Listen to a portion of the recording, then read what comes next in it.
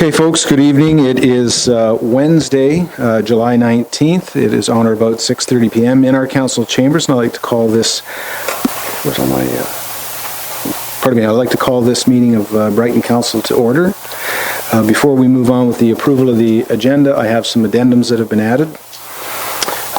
So the first one has been moved by Councillor Martinello and seconded by Councillor Ostrander, that Council amend the July 19th agenda to add under Section 8, which is unfinished business, and the motion is listed here. So in order to ensure that Brighton taxpayers get an efficient sewage plant with increased capacity that allows for reasonable and sustainable industrial and residential expansion into the future, and that will allow Brighton to increase its industrial tax base, and that will allow Brighton to become competitive with its neighbors, it is recommended that A, Council immediately direct J.L. Richards and Associates Limited to immediately cease and desist all activities related to the Schedule B Brighton Sewage Plant EA.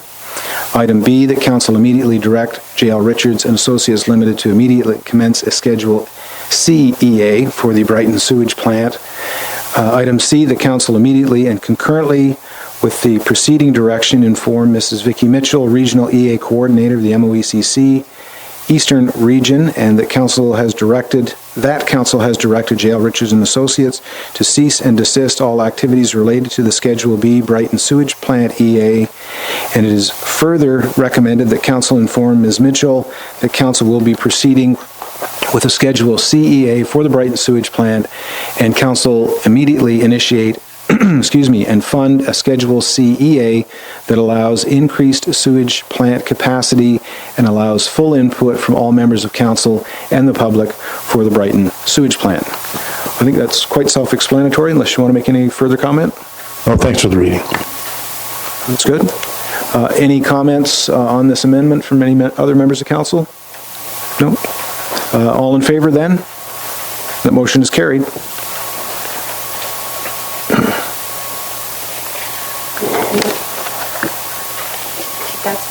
Ask a question. To add it to the agenda. Oh, okay. To add it to the agenda under item 8.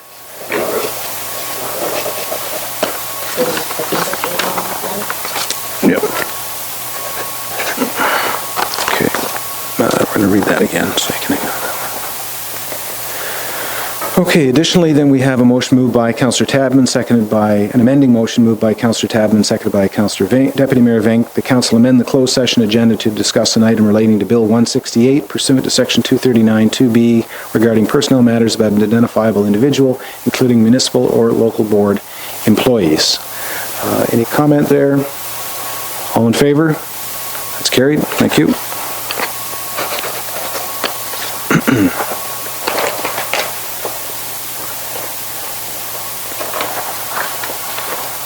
Another addition for this evening, moved by myself, Mayor Wallace, and seconded by Councillor Tadman. The Council amend the closed session agenda to discuss an item relating to primary care pursuant to Section 239 2B regarding a personal matter about an identifiable individual, including municipal or local board employee. All in favor? That's carried. Thank you.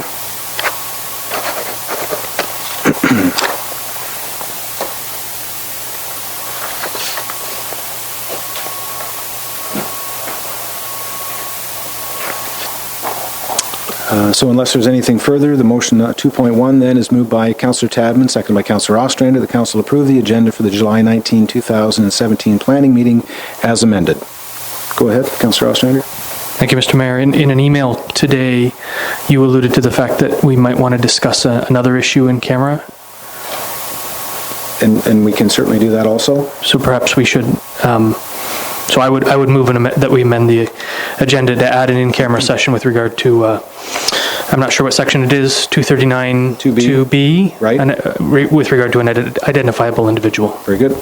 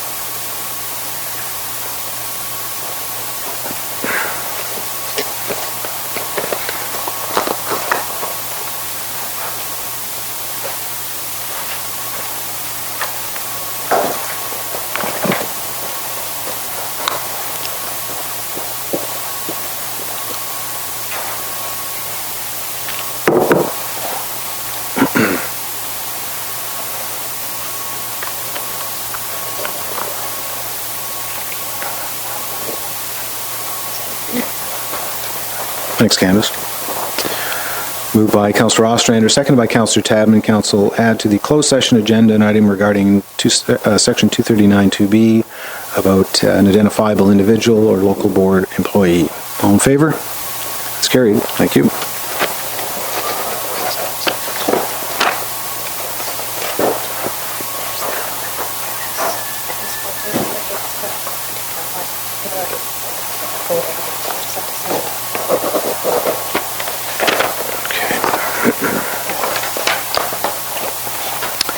So back to 2.1, moved by Councillor Tadman, seconded by Councillor Ostrander. Council approve the agenda for the July 19, 2017 planning meeting as amended. Seeing nothing, Councillor Baker, no? Okay, seeing nothing further, all in favor? That's carried. Thank you.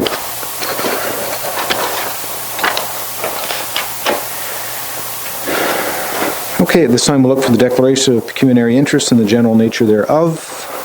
Again, very generally, I will declare under Section 5.1 of the Municipal Conflict of Interest Act, if there are any discussions surrounding Lakeside Landing subdivision or Proctor Park condominiums with respect to my numbered company 952-849 Ontario Limited, I will declare as I'm a shareholder and principal. Anyone else? Seeing none? Okay. Anything for citizens' comment? There was nothing in that. Nothing for citizens' comment, as I understand. So we'll move forward with our delegations, and at this point we'll move and ask Cheryl Langevin to come forward again, if you would, please.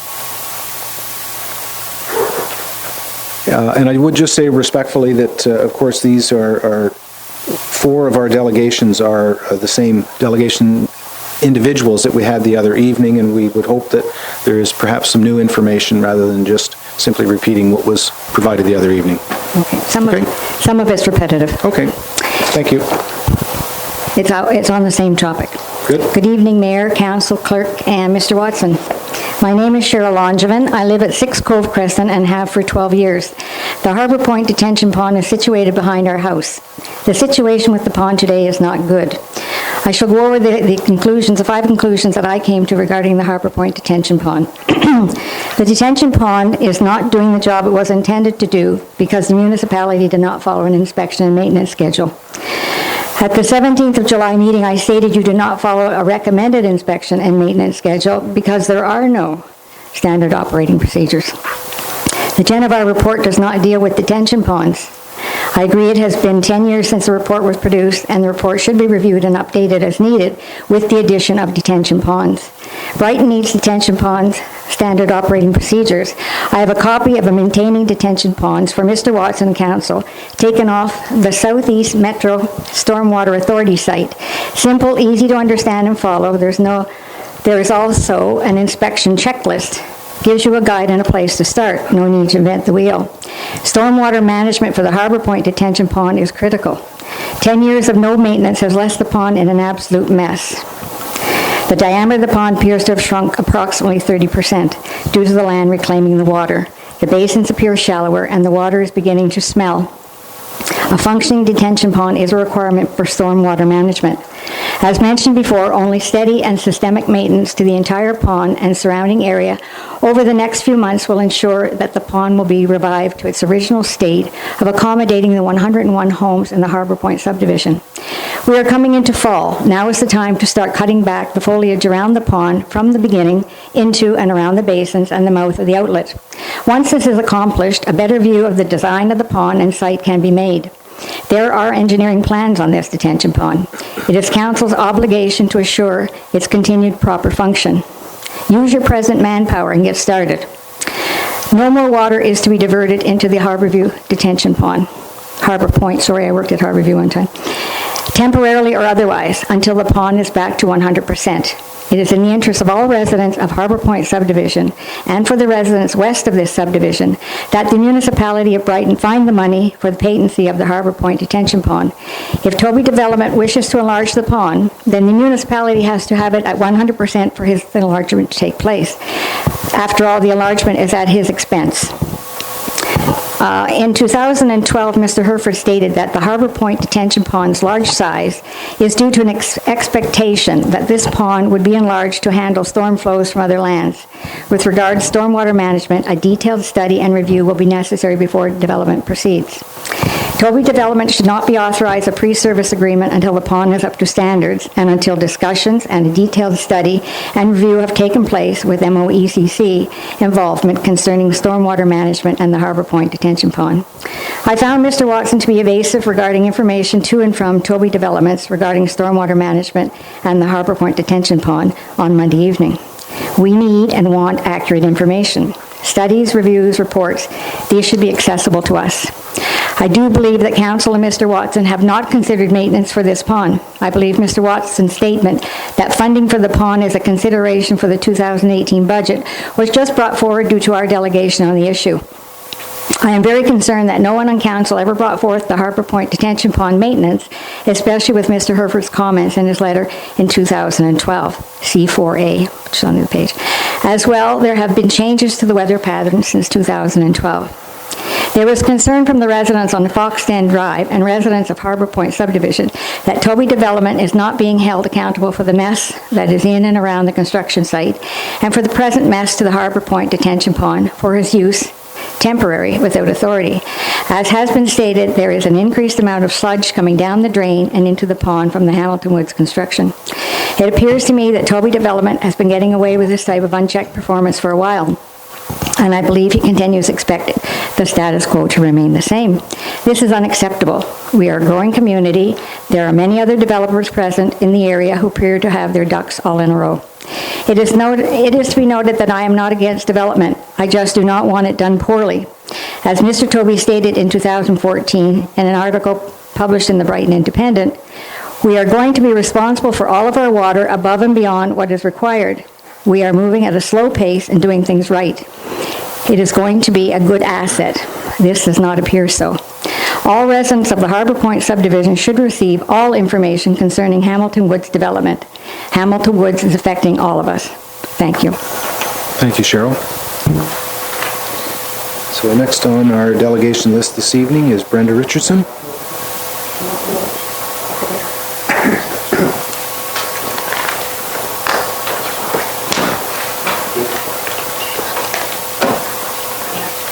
Any questions of clarification? Yeah, sure. Can I ask, or? Go ahead. Yeah. So, can I ask Mr. Watson a question, or? Really, it's usually to the person giving the delegation, but go ahead and ask a question of clarification. Since Monday night, have we clarified whether Mr. Toby has got authority or received authority to put stormwater into the stormwater detention pond? There was some question about. Go ahead, see yep. The buttons on the side. I believe I've indicated earlier that a portion of the Toby lands have always flowed in that direction and were intended to flow in that direction, and I don't believe that there's any more authority required for the water under the state that the property is in, or a portion of it, to run into that pond. So I think that was expected by the earlier works with the Lower Trent Conservation Authority, and there's probably some people in the audience who might be able to corroborate that. We've got feedback. Can we turn that one off for just 1 minute, Brenda? Thank you. Councillor Baker, go ahead. Thank you, Mayor. So if I may, in response to one of the speaker's comments, council members may recall that we did in fact have a discussion in 2015 regarding the ponds. This arose out of a discussion that this council had regarding Brighton by the Bay. I believe most of you may remember that. So I just wanted to respond that they're not out of sight, out of mind, that council, where it went from there, obviously nowhere, but we did have discussions regarding the ponds within the municipality in 2015. Very good. And I think there was an email sent out this afternoon. I know that I did receive an email from Steve Toby this afternoon. So because this is part of the delegation portion, when they're available, they can speak to that at that time. So go ahead, Brenda, please and thank you. Mayor Wallace and Council. For the record, my name is Brenda Richardson, and my husband and I live at 104 Raglan Street off Cedar Street. I would like to address the stormwater management plans currently in place and all proposed stormwater management plans for Hamilton Woods subdivision by Toby Development. I would like to reference also the article in the Brighton Independent of November the 6th, 2014, regarding where Mr. Stephen Toby was quoted as saying, "We are going to be responsible for all our water above and beyond what is required. In fact, the two subdivisions will reduce the amount of lower land water flow that normally heads their way." 2, he would install a series of underground pipes to carry surface water off the property to Harbor Point Pond, which will be expanded considerably. So far, these promises have not been fulfilled. There is still a considerable amount of water and silt flowing onto Foxden Drive residents' backyards and then into Harbor Point Pond, which then flows into Lake Ontario. In addition to the pictures I have produced on July 17th, these pictures taken, that they're passing around right now, were taken April 2017 of the mess behind Foxden Drive, which appears to be sheer negligence. Why was this allowed to happen in the first place? Should our building inspector not have insisted on silt screening? Or was it even inspected? Toad Development wants to proceed with a temporary drainage system without MOECC's approval to drain into the Harbor Point Pond. This would appear to be contrary to what Mr. David Fisher of the MOECC specifically told me the town has no authority to waive MOECC approval. Are these pipes on the Hamilton Woods subdivision already in place to drain into the pond? The pictures that I showed you on Monday's meeting show drain pipes pointing in the direction of the pond. Where's the plan for this? It is obvious to me that there is no, or never has been, a concrete approved stormwater management plan for Hamilton Woods subdivision in place. I strongly suggest that this council pass a motion that upon receiving a stormwater management plan for Hamilton Woods subdivision, that all property owners be notified of a public meeting to discuss and ask questions regarding his stormwater management plan before passed, as it clearly states in the Planning Act, and the Act also clearly states that it is to meet the needs of current residents and future residents. I would also like a motion that there is to be no more water directed to Harbor Point Pond from Hamilton Woods subdivision until this pond has been brought back up to standard. Pond is functioning again 100%. A permanent maintenance and stormwater management plan is in place on record to keep this pond maintained as outlined by MOECC. Toby Development will have to enlarge the pond at his expense to accommodate the new subdivision. Also at Monday's council meeting on the 17th, I inquired about the drain pipe that was installed at the corner of Foxden Drive and Land Street. Has anyone found out where it is draining to? Mr. Watson confirmed that there is water from Hamilton Woods draining into the pond. This drain is on town property, which tells me someone from the town had to approve it. Or was it installed without any approvals in place, but to satisfy the residents of Foxden Drive? Having done this, it would appear to be in violation of previous MOE approvals for the Harbor Point Pond, designed for 101 homes only. As a result of this drainage, the pond levels are a lot higher than normal, and there's a lot of silt, algae, and now odor. Trying to solve one water drainage problem has only caused another. Having heard the terms when asking, it is my understanding, and I assume, for Mr. Watson, is unacceptable. We want definite answers to our questions. We want the pond back to function 100%, and with all intentional water draining into it from Hamilton Woods needs to stop now, and Toby Development will just have to come up with another plan. Either build a pond on Hamilton Woods subdivision to drain your water problems caused by all the clear cutting, or stay with original agreement with the town to enlarge the pond. The MOCC puts rules and regulations in place to prevent this kind of mess, and it's time for this council to deal with it. I want council and Mr. Toby to know that we are not against the pond being enlarged as long as all necessary requirement approvals are in place, including a plan for regular maintenance of the pond. Thank you. Very good, thank you. Questions of clarification. What I'd like to say, just for council, and we'll have some latitude, with the delegation, we are to receive the information or perhaps refer the information to staff. In this case, what I'm wondering is, obviously, as we're aware through the agenda tonight, that of course Steve Toby's here and they'll be discussing the proposed rezoning. There are opportunities there for the proponent to speak, and that might be the opportunity, with council's permission, to allow Mr. Toby to further discuss some of these issues. There is really not an opportunity for him to address this during a delegation. There are comments from the applicant, so during those applicant comments, we can allow maybe a little bit of latitude for Mr. Toby to address these comments coming out of delegation. Is council fine with that? Just a general, okay? I'm getting an okay? All right, so we'll move on with our delegations. So at this point then,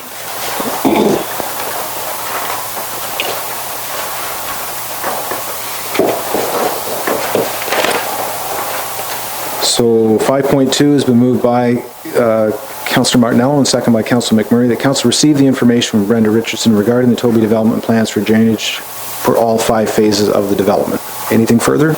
All in favor? That one's carried. Thank you. And on to 5.3, and we'll ask Sylvia Redham to come forward, please.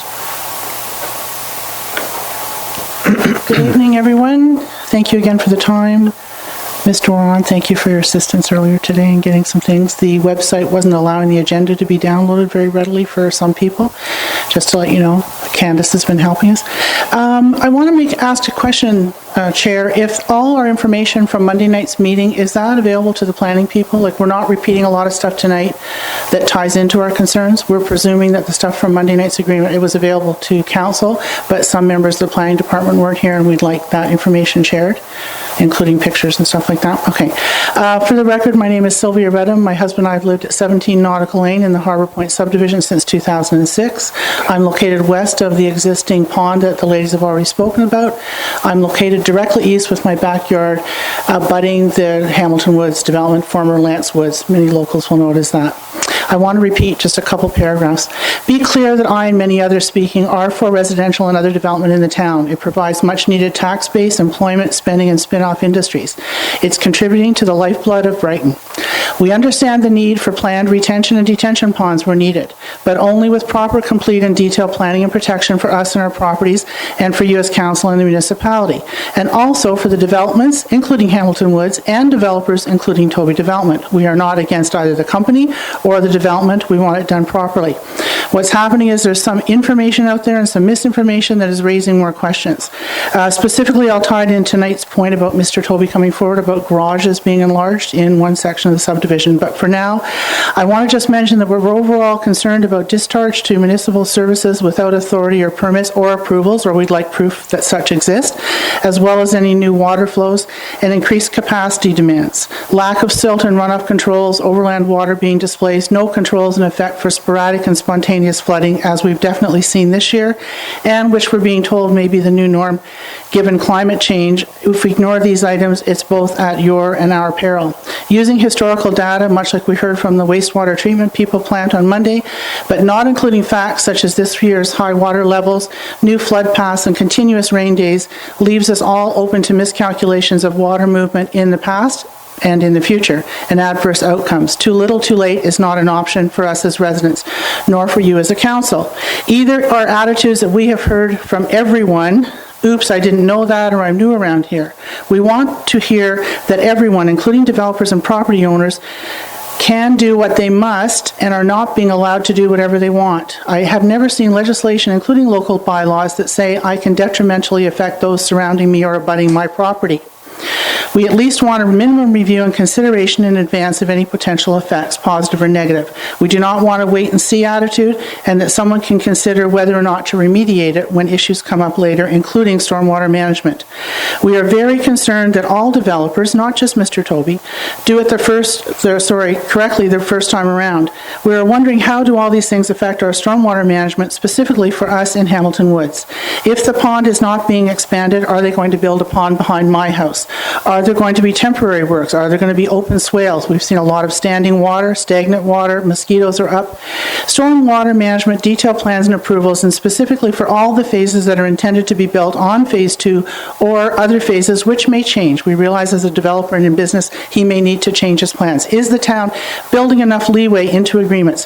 Where will the water go? Are temporary works being submitted to the town? Have they already been submitted? When are meetings for those of us who are being affected going to happen? I'm hoping Mr. Toby, as he has promised recently to me personally, that they will be forthcoming with more information. We mentioned this Monday, but we need to know about swales, other constructed handling facilities. We affect stormwater management in many ways. To tie it into tonight's request, it's a specific change I understand for zoning to allow for larger garages maybe or maybe not, but he wants the facility to increase the amount of what I see as impervious works being attached in phases within the subdivision. In other words, water will not be allowed to be diverted or absorbed into the soil where we build sidewalks, buildings, driveways, or garages. From what I read, there are no specific lots, number of houses, or the number of larger garages. I'm wondering, is the intent for model homes only? Is it for all the single detached homes in the subdivision, which we know there are a number? Is it only if new purchasers want it as an option? Is it simply because the developer requires an ability to advertise this as an option that he could offer? Have any calculations been independently done by the municipality on the effects of the larger garages, should they take place in all the phases? I will be living directly behind Phase 5, which is quite a ways out.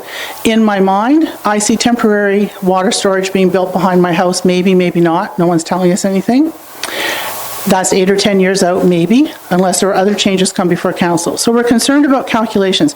Perhaps Toby Developments already has these things in the work. None of us are aware of it. From attachments for tonight, I had one question, and maybe, Chair, you can direct this to someone to answer, maybe Mr. Toby can. On page 54 of the 176 attachments, it's talking about the zoning bylaw in particular for Toby tonight, and it talks about the municipality's official plan and urban design. And there was just a line that I wondered if there was misspoken in the report, and it says, by regulating the width of garage based on the width. I think the new recommendation, or the new request coming before council tonight is to allow the garage to be half the width of the house. It says there's protection of streetscapes to ensure that the dominant feature of the streetscape is the garage. Is the garage or is not the garage? Oh, hi, Steve. So I just want to point that out. I'm not working for Stephen, and I haven't yet offered to buy the lot behind my house, but I thought it should say is not the garage. I don't think he's asking to build little houses with huge, And so he can maybe answer that. We just received later. confirmation from our Yeah, planner. It should be is thank you not. very much, Okay. Stephen and Stephen. Okay, two other general questions which I've been asked to add to mine, and that is clarification points, Lant Street. There is another phase that has already had houses built on it. I personally was of the assumption that because Stephen Toby was building houses on a house that already had existing infrastructure, that he might be allowed just to tap into that. Again, I don't work for Toby Developments, I'm just asking the question. Other folks are concerned, did those houses need approval, and if they did they get it? Okay, simple question. Number two, drainage and erosion controls, stormwater management. By effecting a change to the size of the garage, we are making the buildings, like potentially all of the single homes could be bigger. Has that been considered by planning? We didn't see it in the report. And I wondered if bylaw 114-2016, which is really a lot about hauling of fill and stuff, there's a section on there about moving of fill. There's a lot of serious concerns about all the dirt and stuff that's been moved at the top of the land, which happens to be in phase 2, which is where piping is done, where we're now getting some flows into the pipes which are coming into our pond. This is all happening when we've had high water, more silt, pond not working. It's really easy to see from our perspective that the only flows are coming from Hamilton Woods. So if the town or Mr. Toby and his support network of engineers can get more information out, specific answers, we need to know. And I personally want to know, are you planning to allow them to build huge temporary works directly behind my house for the next 8 to 10 years? We know it's not the only project going on in town. We're also hearing that water may start flowing north from Raglan. Okay, it might be a bucket, it might be a pail, but it might be 100,000 liters per second or something coming to my house. So we want concrete answers. We're not here to be flippant. We're not here to speak against any developer or any development, but we do want some concrete answers from the town, and hopefully forthcoming information will give them to us. And I can assure you, you're going to see us back, and maybe some of the other folks. Thank you for your time, and thanks again, Candace, for helping us get here today. Okay, I'll just put the motion on the floor. 5.3, moved by Councilor Martinello, seconded by Councilor McMurray. Council received the information from Sylvia Redham regarding Hamilton Woods subdivision. Any additional questions? So I think they're in the, actually in the planning consent area, just so we're aware, there is a second opportunity for the applicant to make final comments, and after the final, so we'll go through the process, and then when we come to the final comments, that will be an opportunity, unless there are final comments, for you to address what we've heard through the delegation, if that's okay. So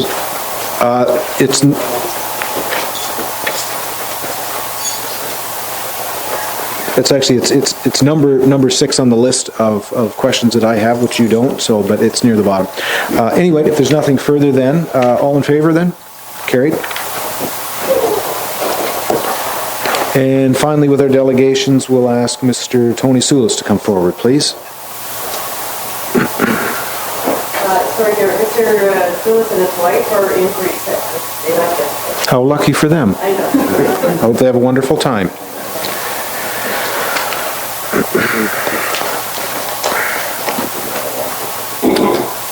So now, under item 6.1, moved by Council Martinello, seconded by Council McMurray, the council now moves into the statutory public meeting pursuant to sections 34, 51, and 53 of the Planning Act, RSO 1990. All in favor? That's carried.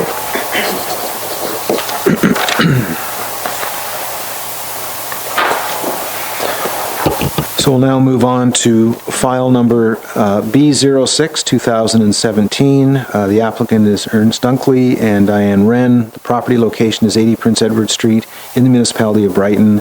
Mr. Ashton, by what method and on what date was notice of this consent application given, please? Notice of this consent application was sent first-class mail June 29th, 2017 to all property owners within 60 meters of the subject property. The applications were also circulated to appropriate agencies and other ministries as required under the Planning Act. A signed notice was also posted on the property. Thank you, and would you please explain the background information regarding this application? So the application was submitted by Ernst Dunkley and Diane Wren for property at 80 Prince Edward Street. It's located at the southwest corner of Prince Edward Street and Richardson Street. And the subject property has an existing dwelling and is zoned urban residential type 1. The applicant has provided some initial sketches of the application, including size dimensions, that would indicate they're requesting a severance of 448 square meters from a parcel for the creation of a new urban residential lot. The applicants have indicated the retained parcel would have an area of 515 square meters. These dimensions will be verified through a survey and site layout and will be completed by the applicant before a report is brought back to council with a final recommendation. As such, staff recommendations tonight are only related to receiving the report and reporting back to council at a later date, and there is no final recommendation to approve this application tonight. Okay, thank you. So at this point, does the applicant or agent wish to make any comment this evening?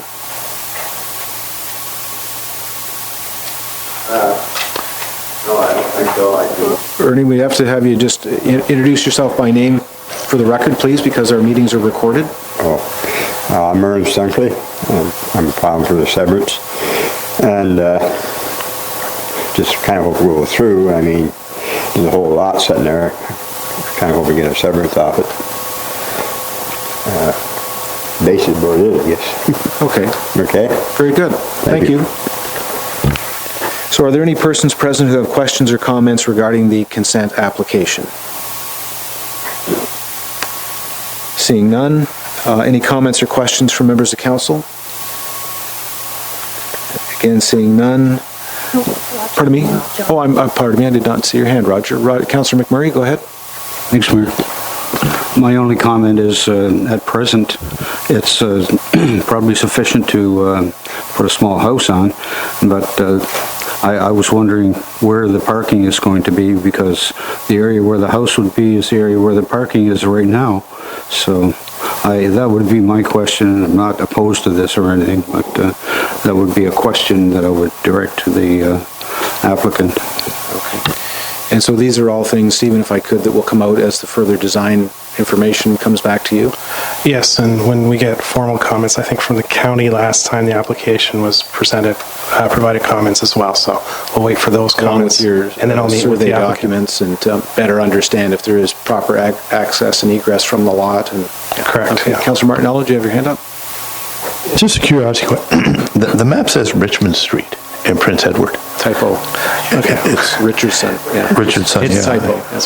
If actually, yeah, I know, and Councillor McMurray already pointed that out. The base mapping that we use has the incorrect street name, so, but hopefully when we switch over to a new base mapping system won't have those typos.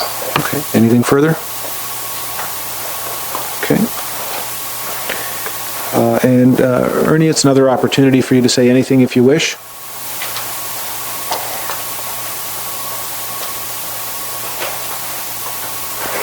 Well, what I had in mind,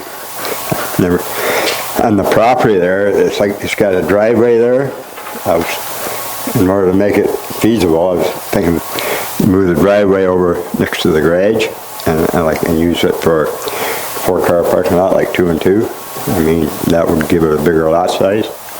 That's what I was kind of hoping for, to kind of make it, feasible to build on, right? Right. Okay, so you'll indicate all that information to your surveyor when you're dealing with them? For sure. Okay, thank you. You're welcome. Mr. Ashton, any final comments this evening? If there are any individuals who would like to sign the sheet, there's an interested parties sheet outside the door.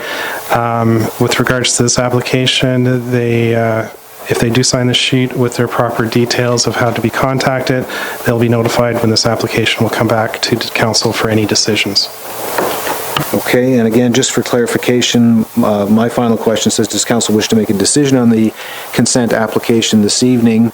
So again, the consent application is conditional on you receiving all of the information that you have requested, correct? Yeah, I think we'll come back with a final recommendation when the survey is complete, yes. Okay, very good. So does council wish to make a decision this evening? I'm seeing 1, 2, 3, 4. Okay, all in favor of the decision? Do we have, am I being asked to do a motion to defer this? Sorry, just to receive the report as information and to direct staff to report back. Correct. When complete. Exactly. Yeah. No. Okay. So, all in favor to go with the recommendation from staff? Carried. Thank you.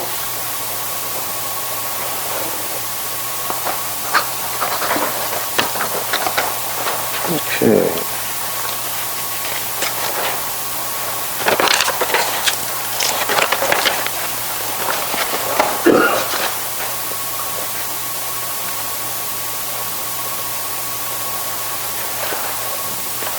So we'll now move on to item 6.3, which is file number B007-2017. The applicant is Elizabeth Mann. The property is located at 144 Harbor Street in the municipality of Brighton. And again, Mr. Ashton, by what method and on what date was notice of this application given, please? Notice of this consent application was sent first-class mail June 29th to all property owners within 60 meters of the subject property.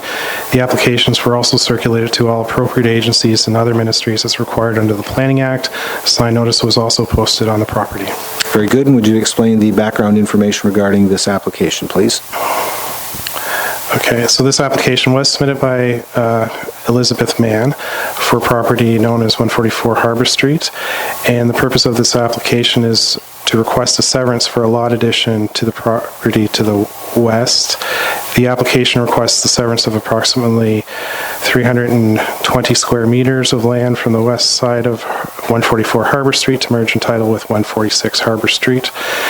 And 144 Harbor Street is currently an irregular shaped lot that extends across the rear of the other lot. The result of the application would be the creation of 2 regularly shaped rectangular lots. And there is no requirement for any zoning bylaw update of any other properties. Okay. And no new lots are proposed by this application. Right, very good, thank you. Does the applicant wish to make any comment this evening? None being noted. Are there any persons who have questions or comments regarding the consent application? Again, none being noted. Comments or questions from members of council? Again, none being noted. Final application opportunity for the applicant or agent to make a comment? Again, none being noted. And Mr. Ashton, final comment? No. Thank you. And does council wish to make a decision this evening? Very good. So item 6.3 has been moved by Councillor Ostrander and seconded by Councillor Tadman. The council received the report dated July 9, 2017 regarding consent application B07-2017 in bracket Mann, and the Council of Municipality of Brighton grants provisional consent to application B07-2017 subject to the following conditions. Item 1, that the parcel be severed that the parcel to be severed be added as a lot addition and to merge in title with property having the civic address of 146 Harbor Street and a property roll number of 140818050095513, and that all taxes on the severed and retained parcels be in compliance with the municipal requirements prior to the deed being stamped, and that 3 paper copies and a digital copy of a registrable survey and the appropriate deeds be prepared and deposited with the municipal clerk within 1 year of the granting of consent. Anything further? All in favor? And that's carried. Thank you.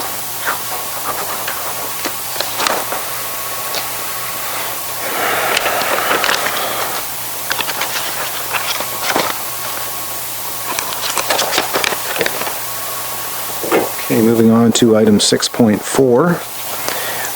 This is file number B08, 2017. The applicant is Harrington. The property location is 400 Chatton Road in the municipality of Brighton. And again, Mr. Ashton, by what method and on what date was notice of this consent application given, please? Notice of this consent application was sent first class mail June 29th, 2017 to all property owners within 60 meters of the property. The applications were also circulated to all appropriate agencies and other ministries as required under the Planning Act, and a signed notice was posted on the property. Thank you. And again, would you please explain the background information regarding this application? So the application requests the severance of approximately 0.0451 hectares or 0.112 acres of land from 400 Chatton Road to merge in title with 462 Chatton Road as a lot addition. The applicant has indicated to planning staff that the severance is required because portions of the septic system for 462 Chatton Road is currently located on the lands of 400 Chatton Road. Therefore, this lot addition will add lands associated with the existing septic system to 462 Chatton Road. And the lands are currently designated agricultural. However, there are provisions in the provincial policy statement, county official plan, and Brighton official plan that allow for technical lot additions such as this. Also included for your consideration is that there is an older barn that sits very close to the road.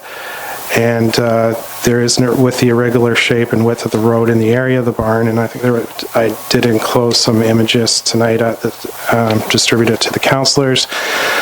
So the proximity of the road to the barn does cause maintenance and potential liability issues for the municipality, as well as safety issues for the public.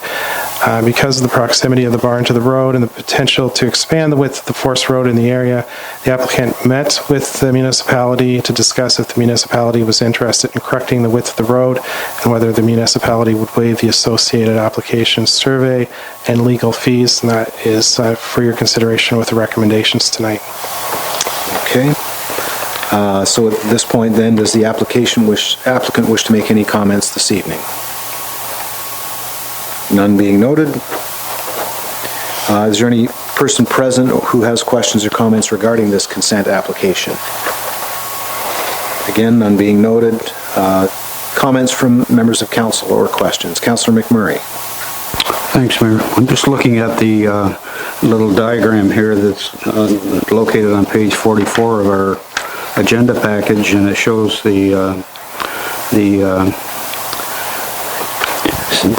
lots on either side are zoned agricultural, and I assume this one is as well. Am I correct in saying that? Stephen? So the land of the 400 Chatton is designated agricultural because it is through the PPS and the official plans. It's what they would refer to as a technical severance or lot addition, so no lots are being created, so it is permitted. The provisions do permit it. Yeah, I understand that. My concern is that once the agricultural designation goes away, it becomes rural residential, right? Not for the retained portion. The lot addition portion will become rezoned to rural residential to match the. So it's my understanding is it's a lot addition and not a creation of a lot. Yes. Correct? Okay. So it just applies to the lot addition. All right, okay, cool. Okay. Any other comments from council? Councillor Baker? Thank you, Mayor. So just a couple of technical questions. So we're considering the severance because an existing septic encroaches on an existing lot. Is that correct? So the septic system of 462 Chatton, which is the rural residential, the septic system encroaches into 400 Chatton correct. Road, which is the agricultural, yes. So both of those properties are owned by the same proponent, right? Currently? I believe so, yes. I wasn't sure whether the daughter lives in one. So applicants are indicating no at this time. So the reason I ask is, sorry. Go ahead. Okay. Do you want to clarify that for us, Peter? You want to come to the microphone and just clarify that?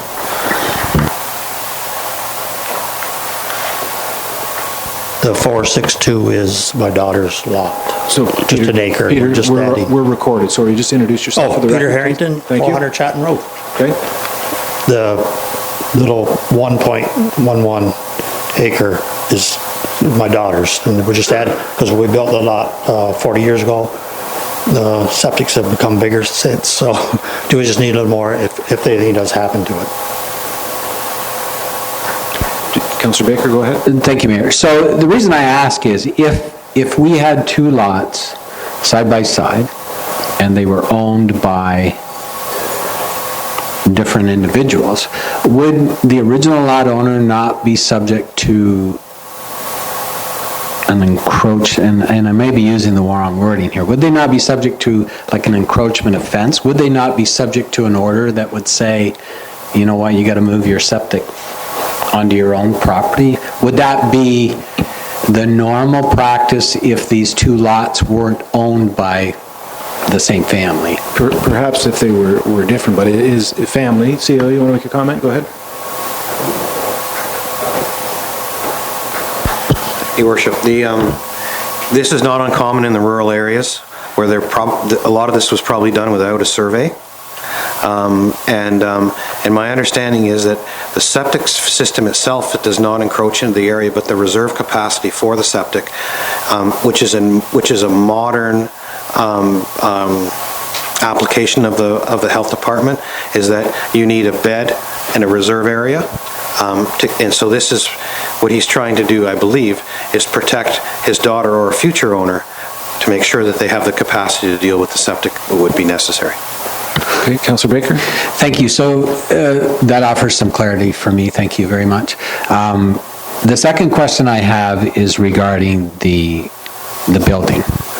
So, and I may be way off base here, and I will look for correction, obviously.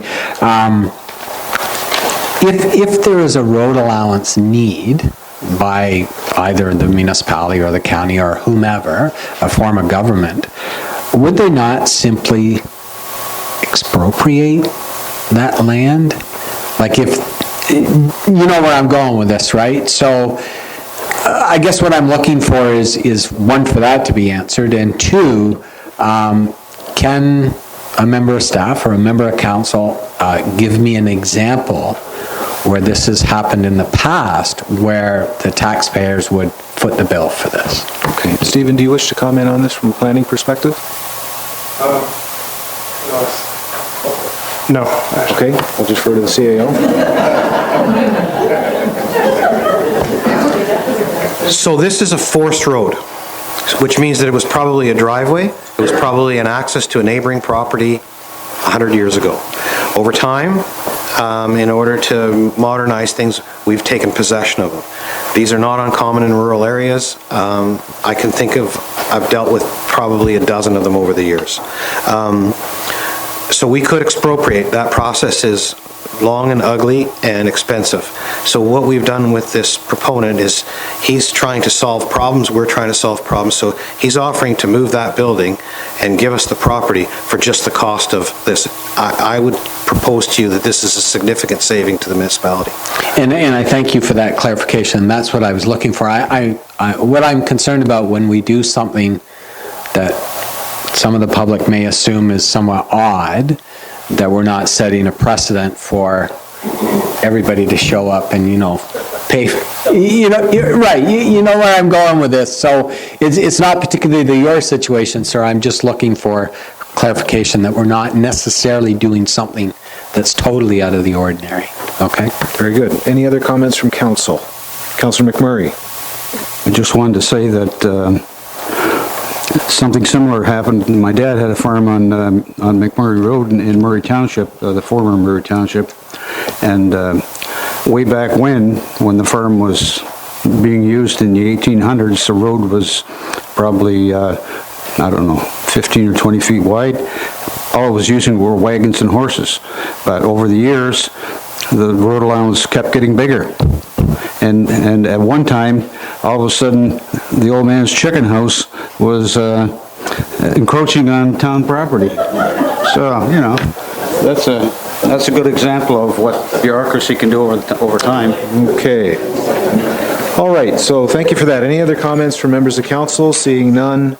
Again, any final comments from the applicant or agent?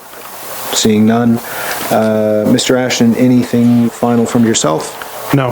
Okay. And again, does council wish to make a decision this evening? Very good.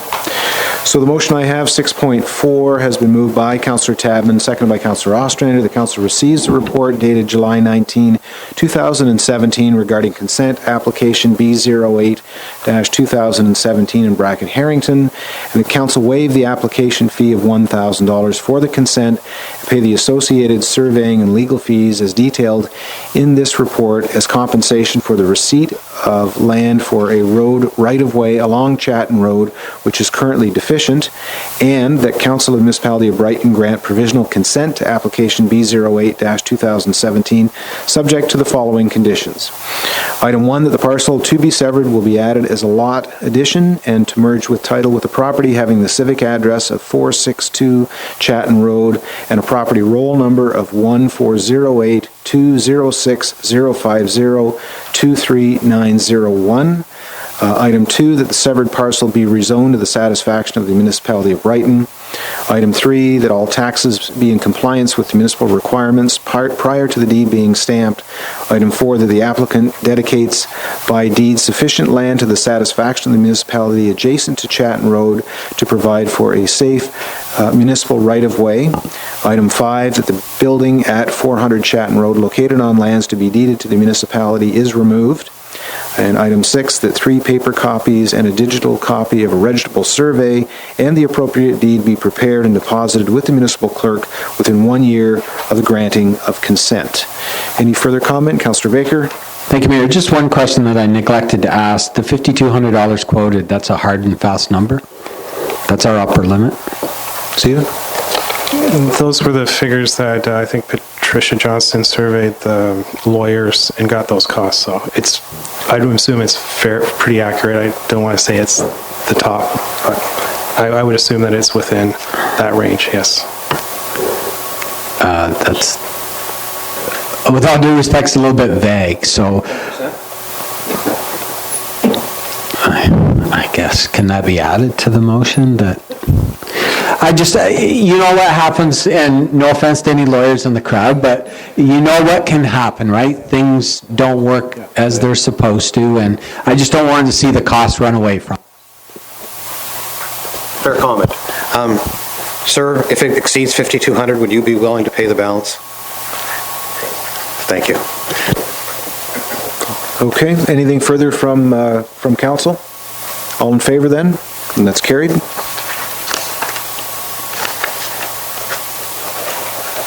Okay.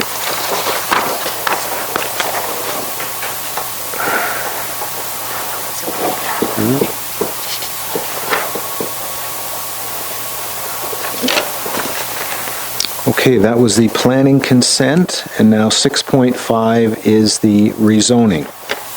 So, our file number now is Z11-2017.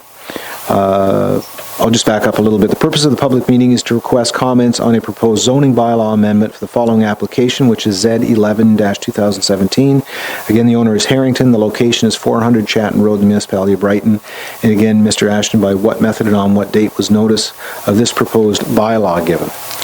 Notice of the public meeting regarding this application was sent first-class mail June 29th to all property owners within 120 meters of the subject property. Notice was also circulated to all agencies required under the Planning Act. In addition, a sign notice was posted on the property. Thank you, and would you explain the purpose and reason for the proposed rezoning bylaw amendment and what it would accomplish? Okay, so Peter and Chris Harrington have applied for an amendment to the town zoning bylaw to rezone certain lands at 400 Chatton Road, which were subject to the consent application just approved, and they will be, the application is to rezone from agriculture 1 zone to rural residential zone. So that's just the small little portion that's being added on to 462 Chatton Road. And as noted, the lands are agricultural, but the PPS County Official Plan and Brighton Official Plan have provisions for lot additions due to technical matters such as this application. Also included is the consideration for waiving of the application fee for the rezoning, which is $1,200. And those are in your recommendations for this application. Okay, very good. Does the applicant or agent wish to make any comments? None being noted. Are there persons present who have questions or comments regarding the proposed rezoning? None being noted. Comments or questions from members of council? Councillor Baker? Thank you, Mayor. So just to reiterate, the costs associated with this are part and parcel of the original $5,200 that we spoke of. Thank you. Anything further? Seeing nothing. Final opportunity for the applicant to make any comments? None noted. And Mr. Ashton, anything final? No. Thank you. So on to item 6.5, our motion has been moved by Councillor Ostrander, seconded by Councillor Tadman, that Council receive the report dated July 19, 2017 regarding 400 Chatton Road zoning amendment application Z11-2017 in bracket Harrington, and that Council waive the application fee of $1,200 for the rezoning as compensation for the receipt of land for a road right-of-way along Chatton Road, which is currently deficient, and the Council enact a bylaw to rezone certain lands municipally known as 400 Chatton Road, being Concession 3, Part Lot 33 in the municipality of Brighton, from agriculture A1 zone to rural residential zone. The only comment I have, and I know, Mr. Ashton, you mentioned it twice, but we were recently did receive a letter from Municipal Affairs with regard to the rezoning of agricultural land, so I will respect your professional opinion this evening. I'm confident that this meets the requirements of a technical. Well done. Thank you. Anything further from members of council? Seeing none, all in favor? And that's carried.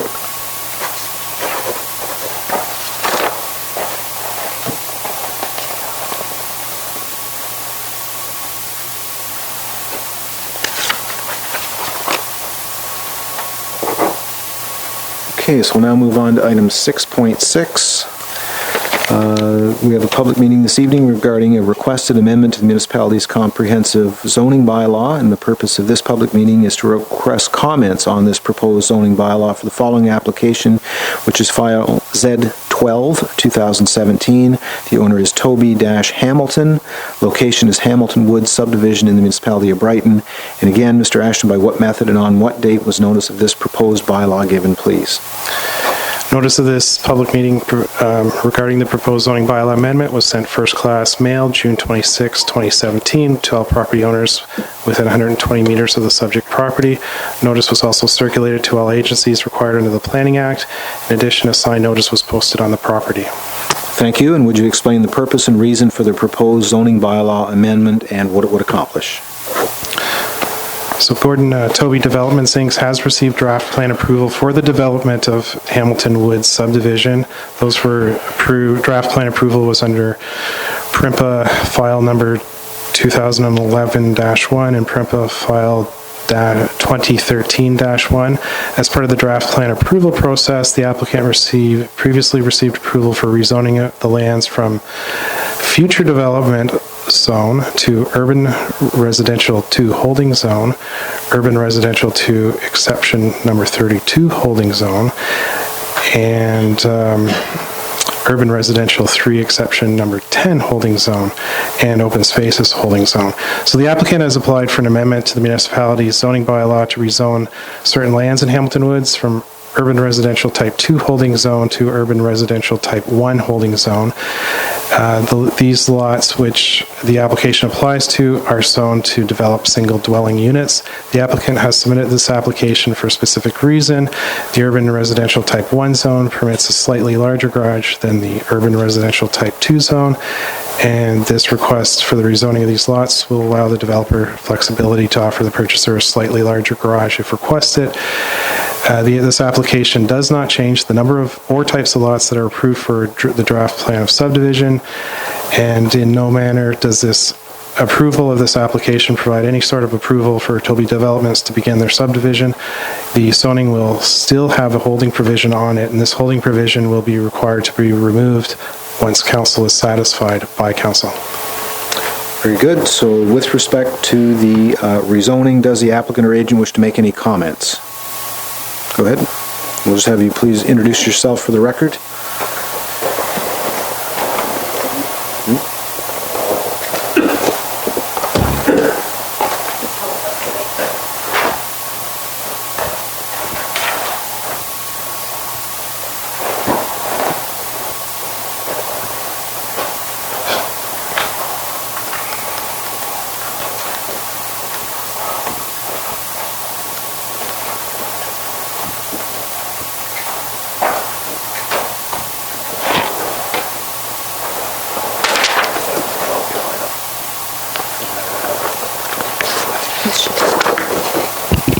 Stephen Toby, I am the owner of Gordon Toby Developments.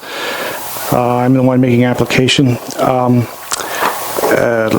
Lots of pre-talk here about water and items, and so I'm gonna give you a bit of information tonight.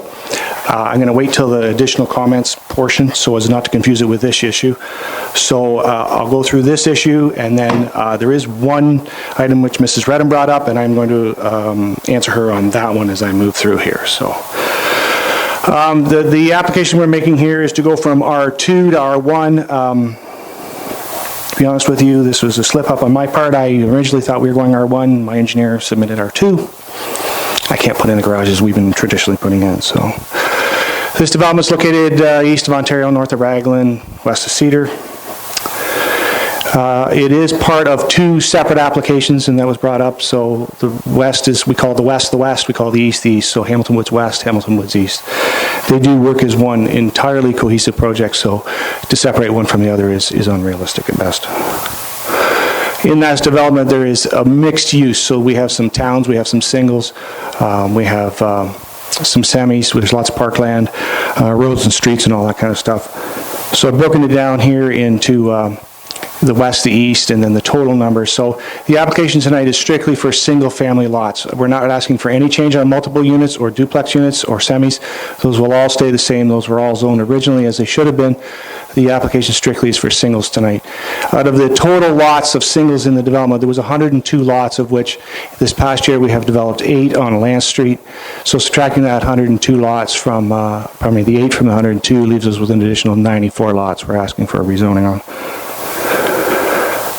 We've broken the thing down into phases. Our next phase after 1A is 1B, is 2, and then subsequent to that will be 1B. 1B requires a cooperation with Brighton by the Bay.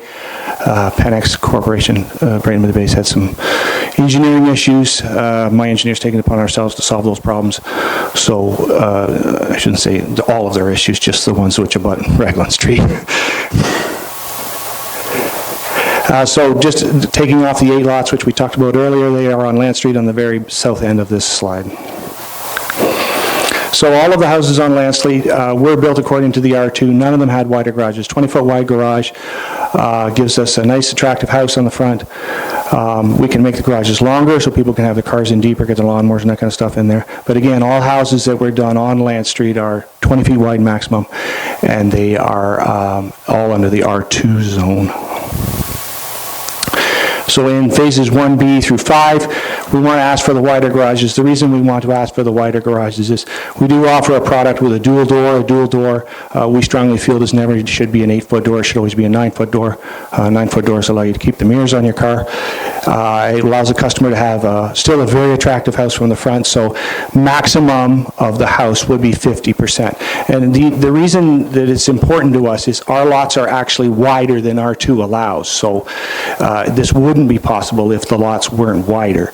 R2 zone is more density. We're asking for not less density, we're asking for the same density that we previously had. We do step up from a 20-foot wide garage to a 22-foot wide garage. We still have a single door when we do those units.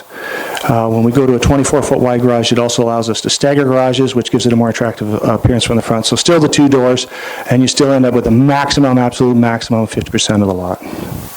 When we get to corner lots in pie-shaped, in cul-de-sacs, it allows us to stretch the house out completely. So we love that ability as the lot gets wider to make the house get wider as well.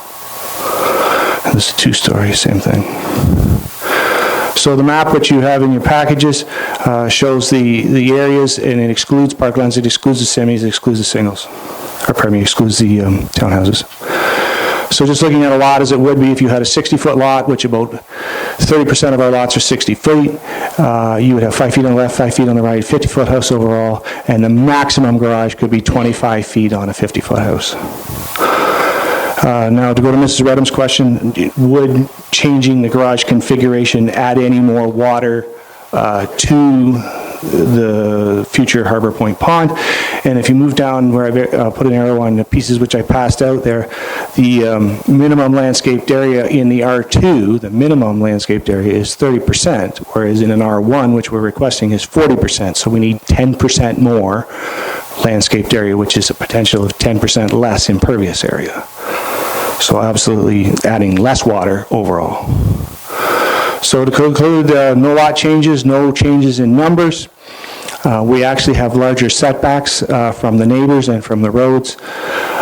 We have no change in the maximum coverage, and the only thing we're really looking for here is that wider garage. Very good.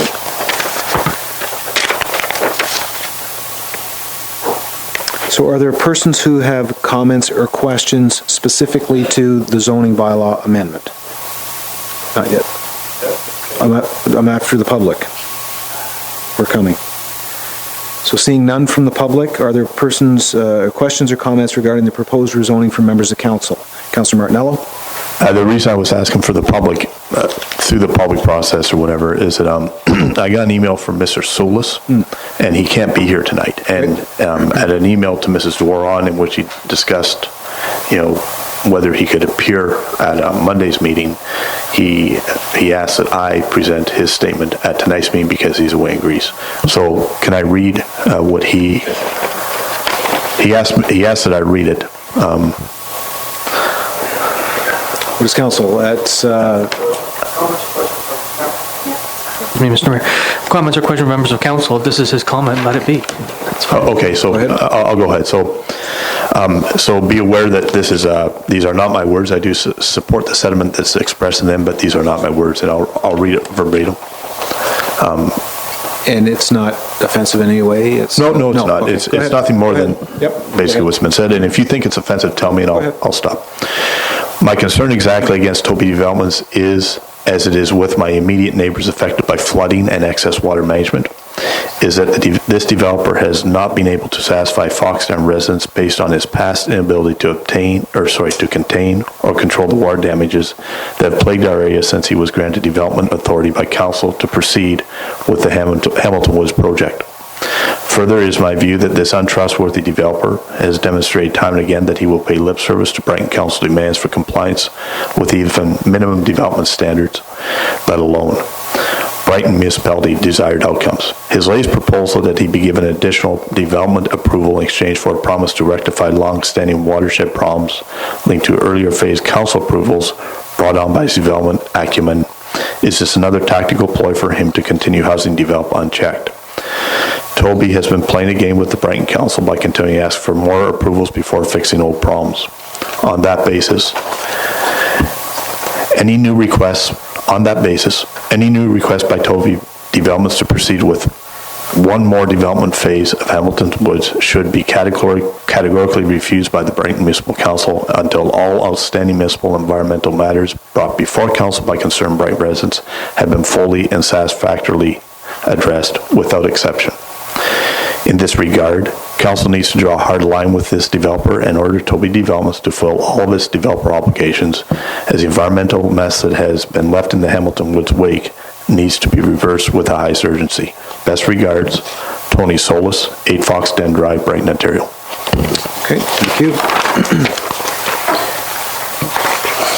So are there any comments from members of council? Councillor McMurray? Thanks, Mayor. I originally, looked at this and the building industry in the municipality, and it's one of the industries that pays a very good wage to people. It's important that it be not restricted to the point where it becomes redundant. And developers are not the only ones that make mistakes.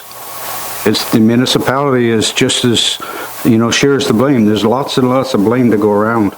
And I was originally thought about voting against this particular aspect to just send a message. But since there's going to be more landscaped area with the larger garages, I'm going to support it. So it's something against the excess water. It's working against it. So anything that the developers can do to improve the drainage, I'll support. I think what's important to understand is draft plan exists. The zoning has been applied to the future development lands. There was an error admitted by the developer through his own planning or engineering, whoever it was, that they asked for something that technically he didn't want, and he's here to correct it this evening. That's what I'm seeing. So the zoning exists one way or the other. They're looking to have larger garages. Councillor Ostrander? Thank you, Mr. Mayor. So my question is for, I think, Mr. Ashton, but maybe Mr. Watson, and we'll see who answers, or if they want to. My question is, will approving or denying the rezoning that we see before us aid in any way the expressed issues regarding siltation runoff that we've heard over the course of the last many months? CAO, go ahead. Your Worship, first of all, these homes won't be built for a fair bit, because there's still a holding provision on them. So we still have a whole bunch of stormwater things to go through that will be approved by the Lower Trent and the MOECC and will be reviewed by our review engineer. So there's still a lot of steps in the way before there's any concrete goes in the ground. And there are a lot of eyes that will go over this application to make sure that the many comments that we've heard today will be addressed. So there will be houses going on this one way or the other, because it already has draft plan approval, so in all likelihood that will move forward. He's just asking for a small change that probably doesn't materially affect it one way or the other, to be honest. Councillor Tabman? Thank you, Mayor. I just wanted to go on record to say that I have never in the past and up until now ever found that Toby Developments have been irresponsible, and I think they've won enough awards. And there is problems here now, and I agree with that, with the drainage and things, but he's not an irresponsible developer. Any other comments or questions? Councillor Baker? Thank you, Mayor. So first and foremost, I'd like to relay, Mr. Toby reached out to me. I met with Mr. Toby for an hour and a half this morning as a place of business. He did provide me with a considerable amount of technical information, and I appreciate that, sir. I thank you for that. Anytime an issue arises, I think I would be remiss in not getting both sides of a story. I mean, there are concerns, but I do like to get all of that information. That being said, out of that meeting and some of the comments that Mr. Toby made, prompted me to request a document from our planner. And I thank Mr. Ashton for getting that information to me electronically quite quickly. But within that document was some comments that caused me great concern. And I would seek the chair's latitude. This document, Mayor Wallace, is part of the municipality's public record. And the document was written by Mr. Phillips when he was Director of Public Works, and it's dated 2002. I don't know. I guess, you know, you made a request of a staff person. It's unfortunate it wasn't just circulated to everybody so that everybody... No, I had no idea what was contained. That's fine. In the document. Yep. This Go ahead. I asked for the ECA on the pond. Based on my discussion today. Go ahead. Within those documents was 3 PDFs that Mr. Ashton forwarded to me, and I appreciate that. Within that was a document written by Mr. Phillips. Now, I don't believe, Mayor Wallace, that it references your company specifically, because it was your company that built the pond originally, right? Correct. But in the document, he does say Harbor Point and then Wallace in brackets. So I didn't know whether you wanted to declare anything or anything. He's not saying anything about you specifically. I have a letter, December 15 of 2015, stating clearly that the pond has been, at this point, assumed by the municipality. Okay, that's fine. I just wanted to make you aware of that. That's fine. Go ahead. So the comments in here that caused me concern, so the document starts out, in 2002, there was no change in the amount of serviced industrial land available for development, period. The potential sewage flows from future industrial uses are estimated at 34 cubic meters /D. So I would look for anybody's technical, what that D means. Okay, so therefore, comma, the uncommitted sewage reserve capacity is 186 cubic meters per day, and based on a per capita flow rate of 580 liters per day, comma, the uncommitted reserve capacity equates to an additional population of 320 persons. Using an average of 2.3 persons per household, comma, the municipality has sufficient uncommitted sewage reserve capacity to service another 139 residential units. This document was authored in 2002. It should be noted that the Harbor Point, and this, sir, is where he's put Wallace in brackets, subdivision has already been allocated 106 units of sewage reserve capacity, and this has been included in the number of unconnected approved lots. So, correct me if I'm wrong, this municipality has not increased the capacity of the wastewater sewage plant since 2002.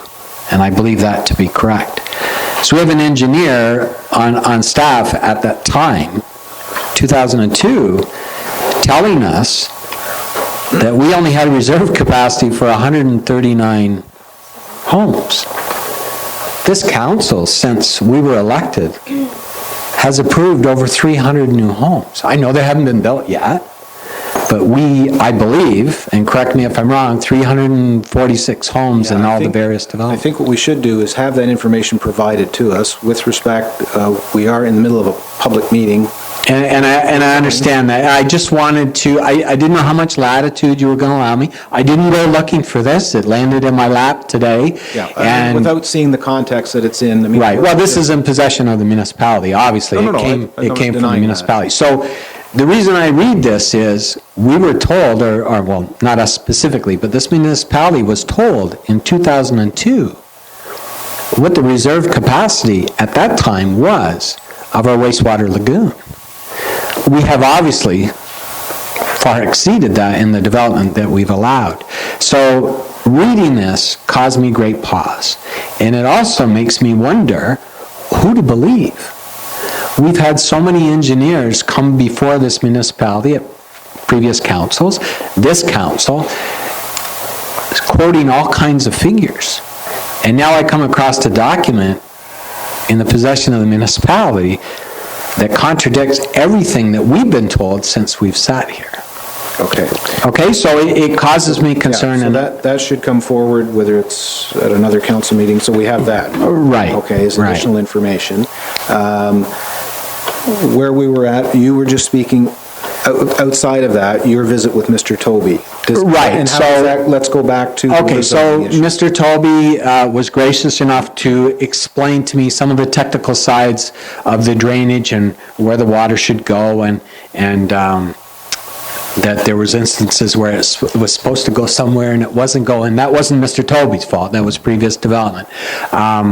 So when he explained where the water goes and how much water goes is why I went looking for the ECA on the pond, because it all ultimately drains into the pond. You know, a lot of it, simple natural drainage from south of the tracks.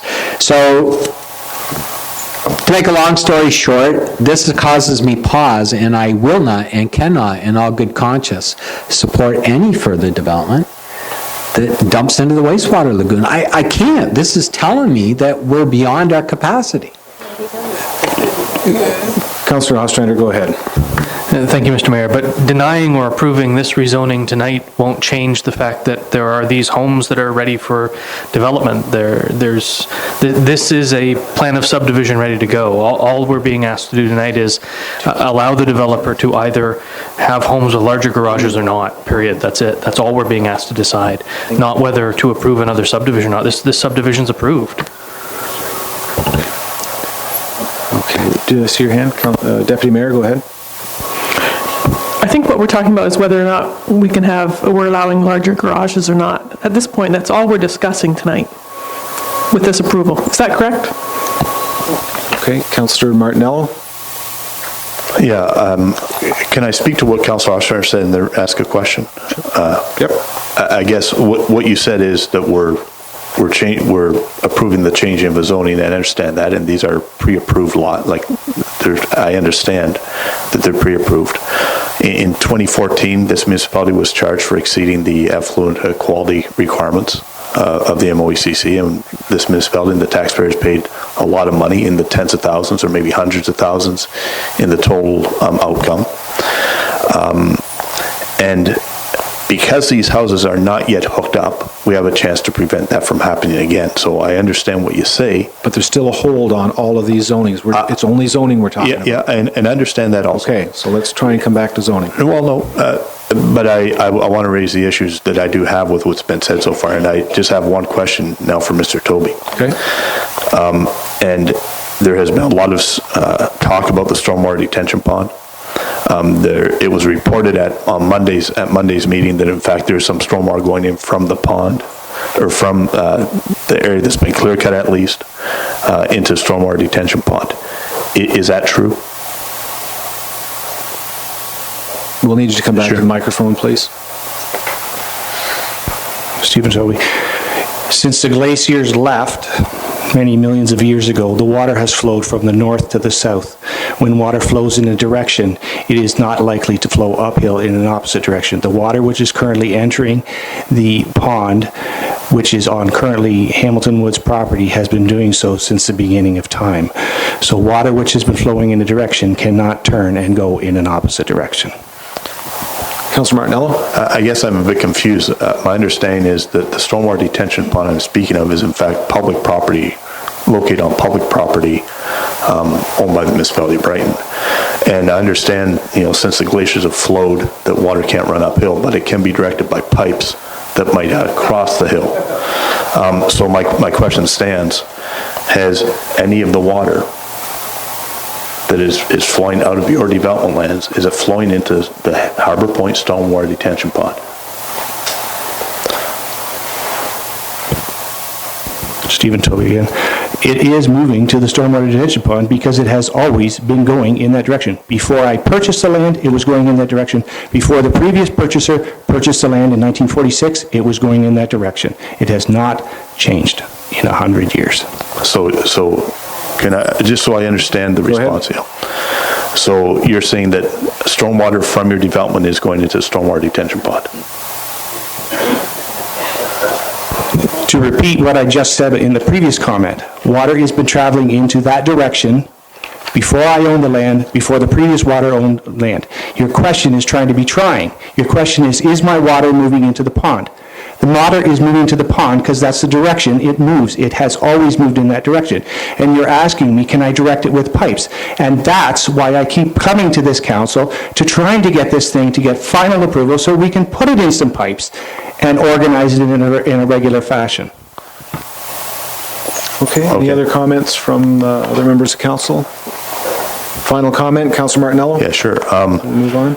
So there is a stormwater drain, and since the clearing of the, I'd say the clear cutting of your property at the start of May and the start of the rains, there's been a consistent flood of silt polluted water running down the Marina Drive ditches, in particular on the west side. And so it's concurrent with what you say since the glaciers have flowed. The water comes from where your land was clear cut, so it's been stripped of all its ability to absorb the rainwater. You've got a bunch of silt and sand that's being washed down through the ditch system.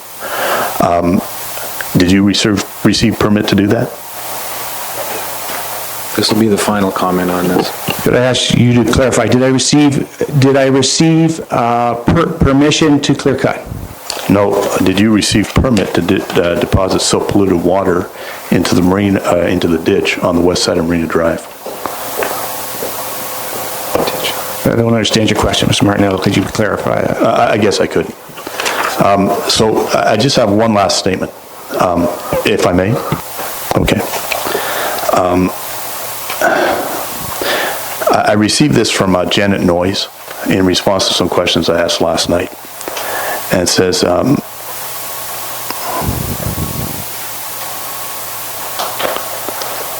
approval agency for the stormwater management facilities is the MOECC through the Environmental Compliance ECA process.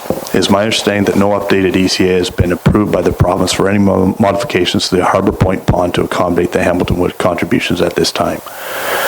I'll ask my question the last time, and I understand about how water flows since the glaciers have roamed this earth. Okay, so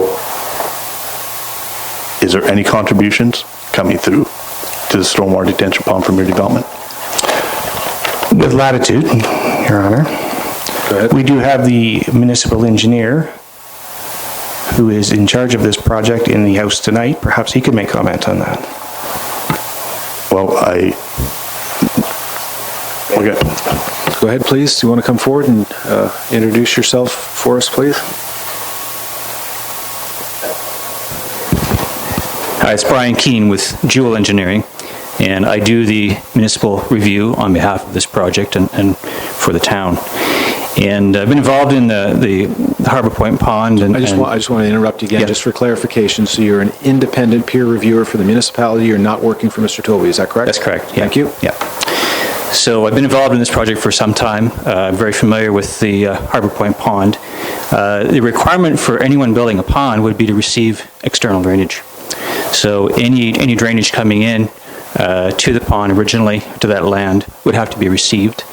So essentially, that water's going there, they have to pipe it, pick it up, whatever it takes to get it into that area. When it develops, it will increase the amount of runoff from those properties. When the runoff is increased, the pond has to be enlarged. So there will be phases of pond development. Currently, the pond is at the size that it is for what it needs to be, and it will control water right up to the 100-year event. In fact, this pond in particular, the design back from 2002, 2001, that pond's going to be able to receive and flow through the Timmins event, which is a much larger storm. So it will be phased, and as Mr. Toby proceeds with his development, his engineer will tell the review agencies and council how much bigger the pond has to be made to receive that water. Okay, again, we are on rezoning, folks. I think this may be conversation for another time. Final comment from Councillor Baker. Thank you, Mayor. So it is a final comment, and it is a positive comment. I would like to say, despite what I said earlier, that Mr. Toby was very free with his information this morning. He was very professional. He did give me a lot of useful information, and he assured me that his engineers are making every effort to complete that stormwater plan for that development. So I did want to add that. Okay, very good. So we'll get back to our rezoning, and it is item 6.6. So the motion that I have has been moved by Councillor Tadman, seconded by Councillor Ostrander. The council received the report dated July 19, 2017 regarding Hamilton Woods subdivision zoning amendment application Z12 2017 Gordon Toby Developments Inc.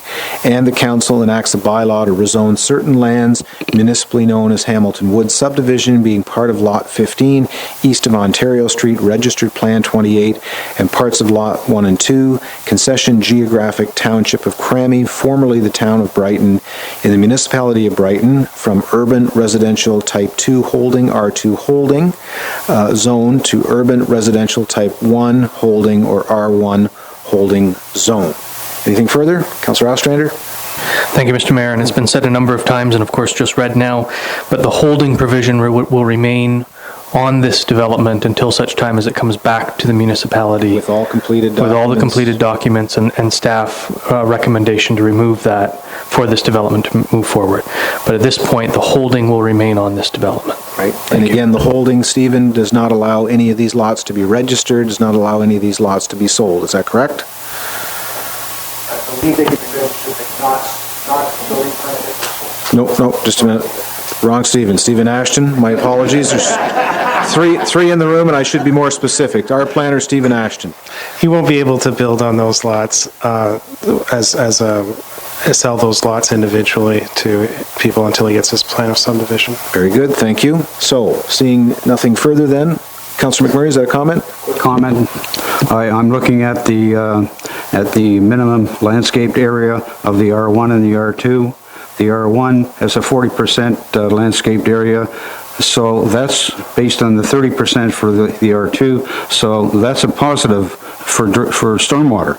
That's a positive, though, that landscape land will suck up the water, so I don't see why you'd be opposed to doing something like this. Very good then. Seeing nothing further? Have a record roll, please. I'm last. Start with Martinello.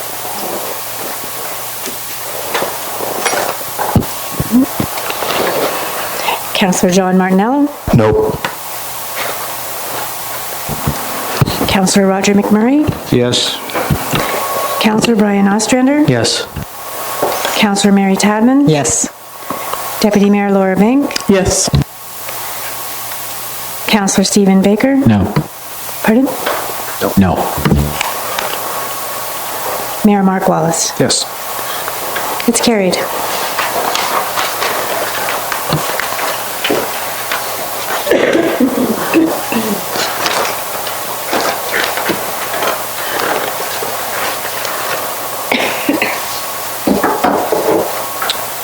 Okay, then on to 6.7, moved by our Deputy Mayor Vink, seconded by Councillor Tadman. Council moves back into the regular session of the council meeting. All in favor? It's carried.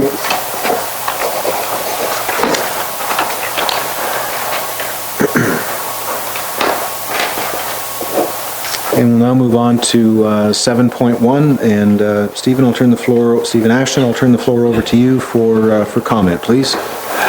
Okay, so the report before you is a request for exemption to part lot control of Crispin Street, Block 48, Plan 39M 906, Applewood Estates. There was a similar report before council, I believe it was 2 months ago, and it was a request from Dave McDonald Homes, currently constructing a 6-unit bungalow townhome on Block 48, Plan 39M 906.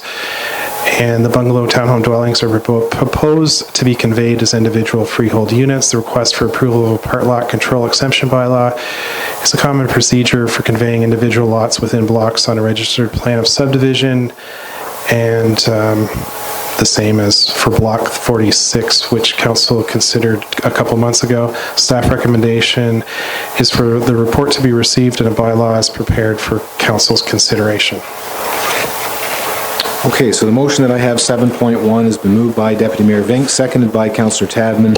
The council receives a report dated July 19, 2017 regarding the request for an exemption to part lot control Crispin in bracket Block 48, Plan 39M-906 of Applewood Estates, and the council passes a bylaw which exempts Block 48, Plan 39M-906 in bracket Crispin Street from the part lot control provisions of the Planning Act, RSO 1990, P13 as amended. Any further comments?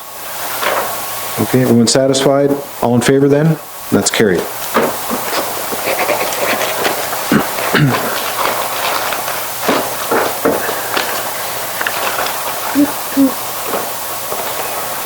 Okay, so we'll move on to item 7.2, and I know this file has been ongoing for a while. Stephen, Ashton, I'll turn the floor back over to you. Okay, so this is with regards to the application to amend the Municipality of Brighton official plan, which was file number OPA 03-2017, and it was for the lands on Bullis Road owned by the Bullis family, by the Becker family. Yep. The application is for the redesignation of the applicant's land on both sides along Bullis Street from aggregate resources to rural. A public meeting was held June 12, 2017. Council considered an introductory report at that time. In support of the application, the applicant submitted a planning letter from IBI Group, whom Council heard a presentation detailing how a soil evaluation aggregate study was conducted and reviewed by the Ministry of Natural Resources, and at that time that it was submitted, the ministry was still issuing opinions. They indicated that they had no issues for the aggregate resource designation to be removed. No public comments were received by council at the meeting. 8 individuals, including the applicant Chris Becker and the consultant Mark Tao, signed the public information sheet at the meeting so they could be notified of any future decisions of council concerning this application. Notice of tonight's meeting was hand-delivered last week to those households or were emailed. The important consideration in this application is the question of what should these lands be redesignated to. Since the county official plan does not identify such lands as aggregate resources, reference to the county official plan was made, and that identified those lands of the subject application as rural. Therefore, to redesignate the lands to rural will ensure the Brighton official plan will be in conformity with the county official plan. The county has provided comment that based on the foregoing, the county has no objection in principle to the proposed land use change from aggregate resources to rural. However, additional studies, including a minimum distance separation calculation and a hydrogeological assessment, should be prepared in advance of Brighton Council making a decision of the application. However, Brighton planning staff notes that it agrees with the requirement of additional studies, including an MDS calculation and hydrogeological assessment. However, Brighton staff recommends these requirements should be implemented at the time when the applicant is submitting a severance application. Municipal staff has had discussions with county staff on this approach, and county staff has indicated that they would be satisfied with this approach.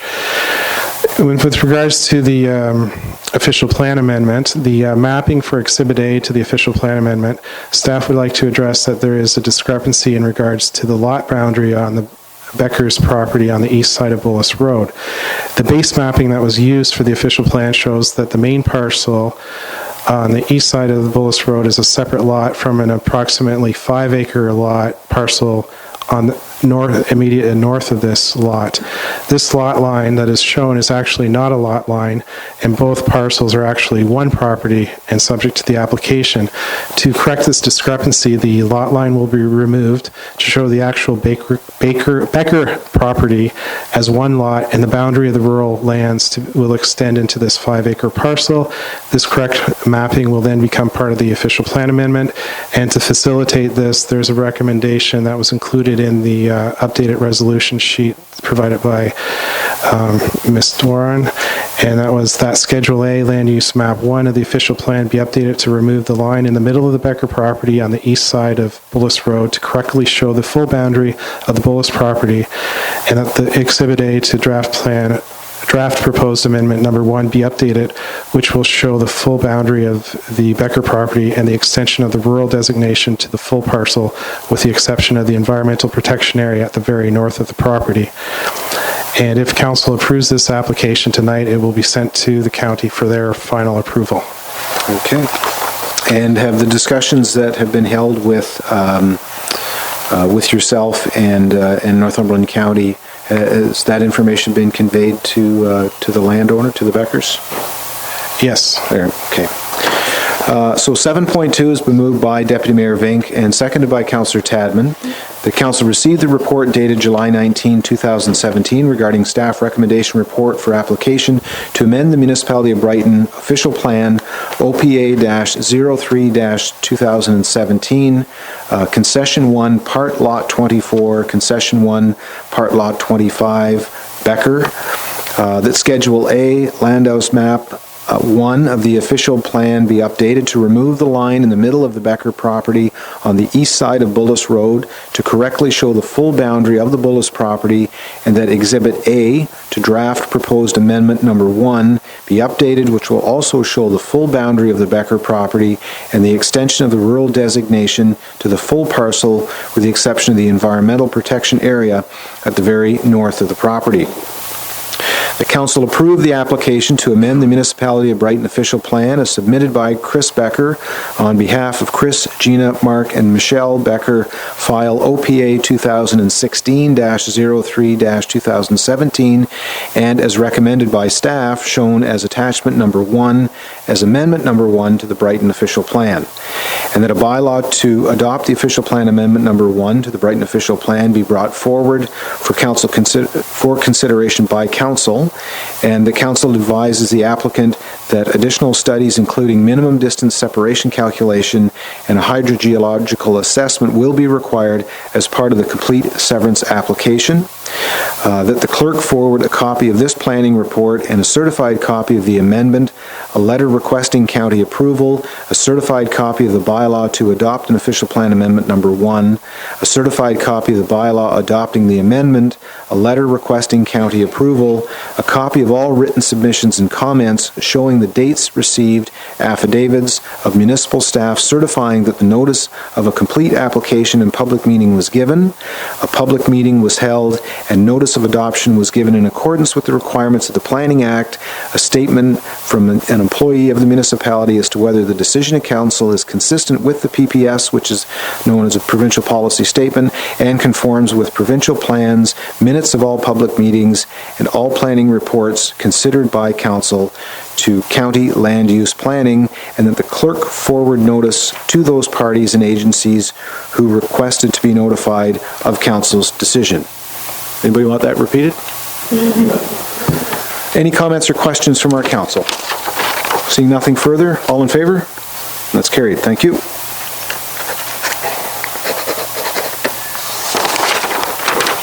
At least the county, they laugh.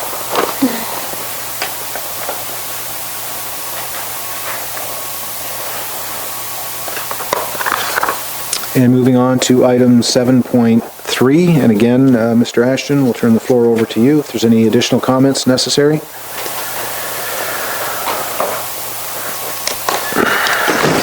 So this application for official plan amendment for the Van Egmond applicant lands is to consider redesignation of the lands from aggregate resource to rural. Other lands on the same property are agricultural and environmental protection, and they are not being being considered for redesignation.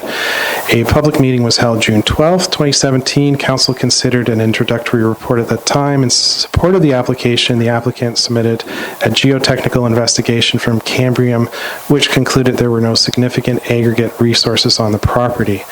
No public comments were received by council at the meeting. The applicant, Maurice Van Egmond, was the only individual who signed the public information sheet at that meeting. Again, the important consideration in this application is what to redesignate the portion of the property that is currently designated aggregate resource, since, especially in consideration that a portion of the property is agricultural. Since the county does not identify such lands as aggregate resources in their official plan, Reference to the county official plan identifies this portion of lands as rural and not agricultural. Therefore, to redesignate the lands to rural will ensure the Brighton official plan will be in conformity with the county official plan. There is no change to the environmental protection designation or the agricultural designation. The exact boundaries of the different areas are defined on appendix number 2 to the report, which shows the existing land use designations and the new land use designations. This mapping was reviewed with county planning to confirm that it was consistent with the county land use mapping. With this application, the county has provided comment that, based on the foregoing, the county has no objection in principle to the proposed land use change from aggregate resources to rural. However, additional studies, including a minimum distance separation calculation and a hydrogeological assessment, should be prepared in advance of Brighton Council making a decision on the application. Once again, in discussions with county staff, we discussed having this requirement as part of the severance application, and county staff did indicate that they would be satisfied with this approach. Based upon staff's overall review of the application and comments received from Northumberland County, staff have provided recommendations for approval of this application for council's consideration. If council approves this application, it will be sent to the Northumberland County for their approval. Thank you. So item 7.3 has been moved by Councillor Ostrander and seconded by Councillor Tadman. Council received the report dated July 19, 2017 regarding application to amend the Municipality of Brighton Official Plan OPA-01 2017 for Concession 3 Parts Lot 35 and 36, Registered Plan 38R595 Van Egmond, and that Council approve the application to amend the Municipality of Brighton Official Plan as submitted by Anthony Maurice Van Egmond, file OPA 2016-01-2017, and is recommended by staff shown on attachment number 1 as amendment number 2 to the Brighton Official Plan, and that a bylaw to adopt Official Plan Amendment number 2 to the Brighton Official Plan be brought forward for consideration by Council, and that Council advises the applicant that additional studies, including a minimum distance separation calculation and a hydrogeological assessment, will be required as part of the complete severance complete severance application, and that the clerk forward a copy of this planning report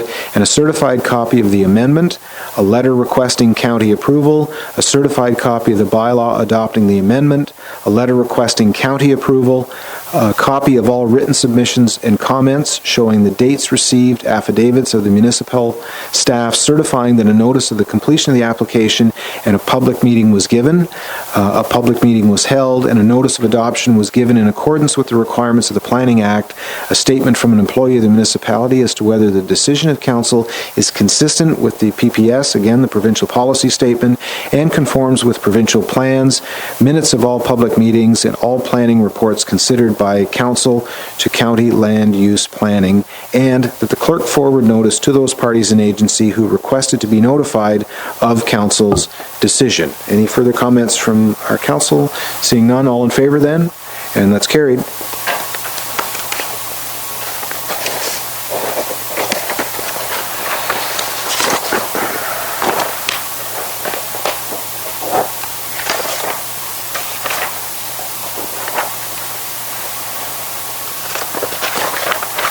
So we'll now move on to item 7.4, and again, Mr. Ashton, I'll turn the floor over to you, please. So this item was with regards to Habitat for Humanity and their the lands that the municipality of Brighton are donating to this organization. The municipality is currently in the process of donating a building lot to Habitat for Humanity, which is on Dufferin Street, north of the rail corridor, as per council's direction from April 10th. Paperwork is at the municipal solicitor, and Habitat for Humanity is looking forward to the donation, which will hopefully be finalized by the end of the week.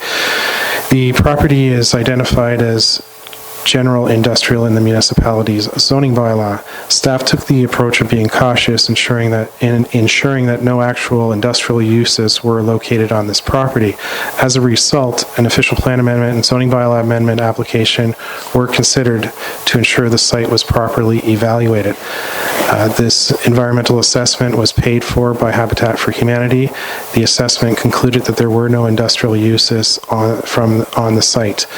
With the findings of the environmental assessment, the exact location of the boundary of the industrial designation was considered.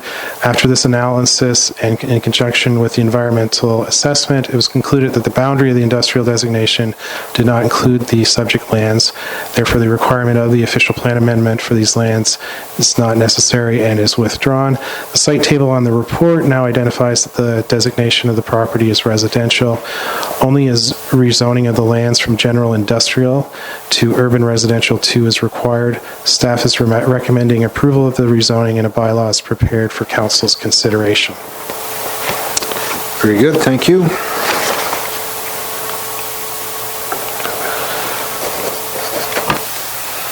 So 7.4 has been moved by Councillor Ostrander, seconded by myself, Mayor Wallace. The council receives a report dated July 19, 2017 regarding application to amend the Municipality of Brighton's official plan, OPA-02-2017, and zoning bylaw Z05, 2017, Plan 107, Part Block B, Registered Plan 39R9490, Part 13, and further described as Part 1, 4, and 5 on Registered Plan 39R13307, Municipality of Brighton, and that Council enacts a bylaw to rezone certain lands, municipally known as Plan 107, Part Block B, Registered Plan 39R9490, Part 13, and further described as Parts 1, 4, and 5 on Registered Plan 39R13307 in the Municipality of Brighton from General Industrial M1 zone to Urban Residential Type R2 zone. Any comments? Councillor McMurray? Thanks, Mayor. The map on page 83 shows it to be a single lot, but I guess basically it's all being rezoned to that designation. So there would be further action to sever it into 2 lots, I take it. Okay, Mr. Ashton, can you comment, please? There's some significant easements on the property, and there's just no room available for building it on the other side of the lot. Essentially, they're going to have a tough time fitting that house onto the lot where it has a bit bigger building footprint. So, okay. Thank you. Very good, thank you. So, seeing then nothing further, all in favor? And that's carried. Thank you. Just for the general public, have they given you any indication when the house will be moving? Is it this weekend? It's supposedly Pollard, the house mover, is supposed to be moving it on Sunday morning, I believe, and there are some notices going out to residents in the area that the move is occurring. Okay. Yeah. And asking them to keep their cars off the road. Right. So that notification will be on our website? Let's say yes. Thank you.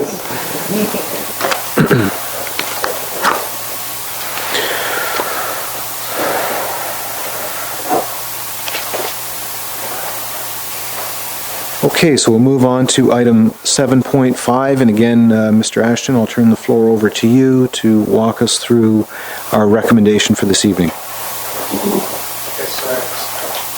Sorry, 1 second, I just gotta grab some more files.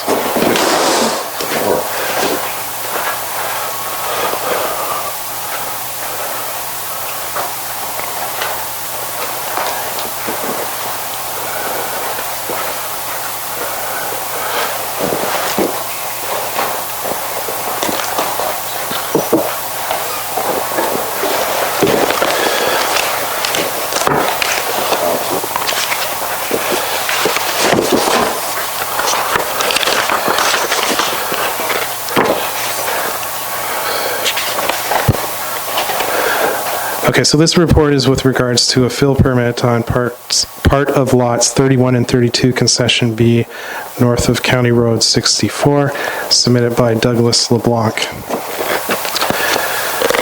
So Douglas LeBlanc has submitted an application for the subject property with a stated purpose to modify and reduce the southerly gradient of the property to a minimum 1% grade to facilitate future development.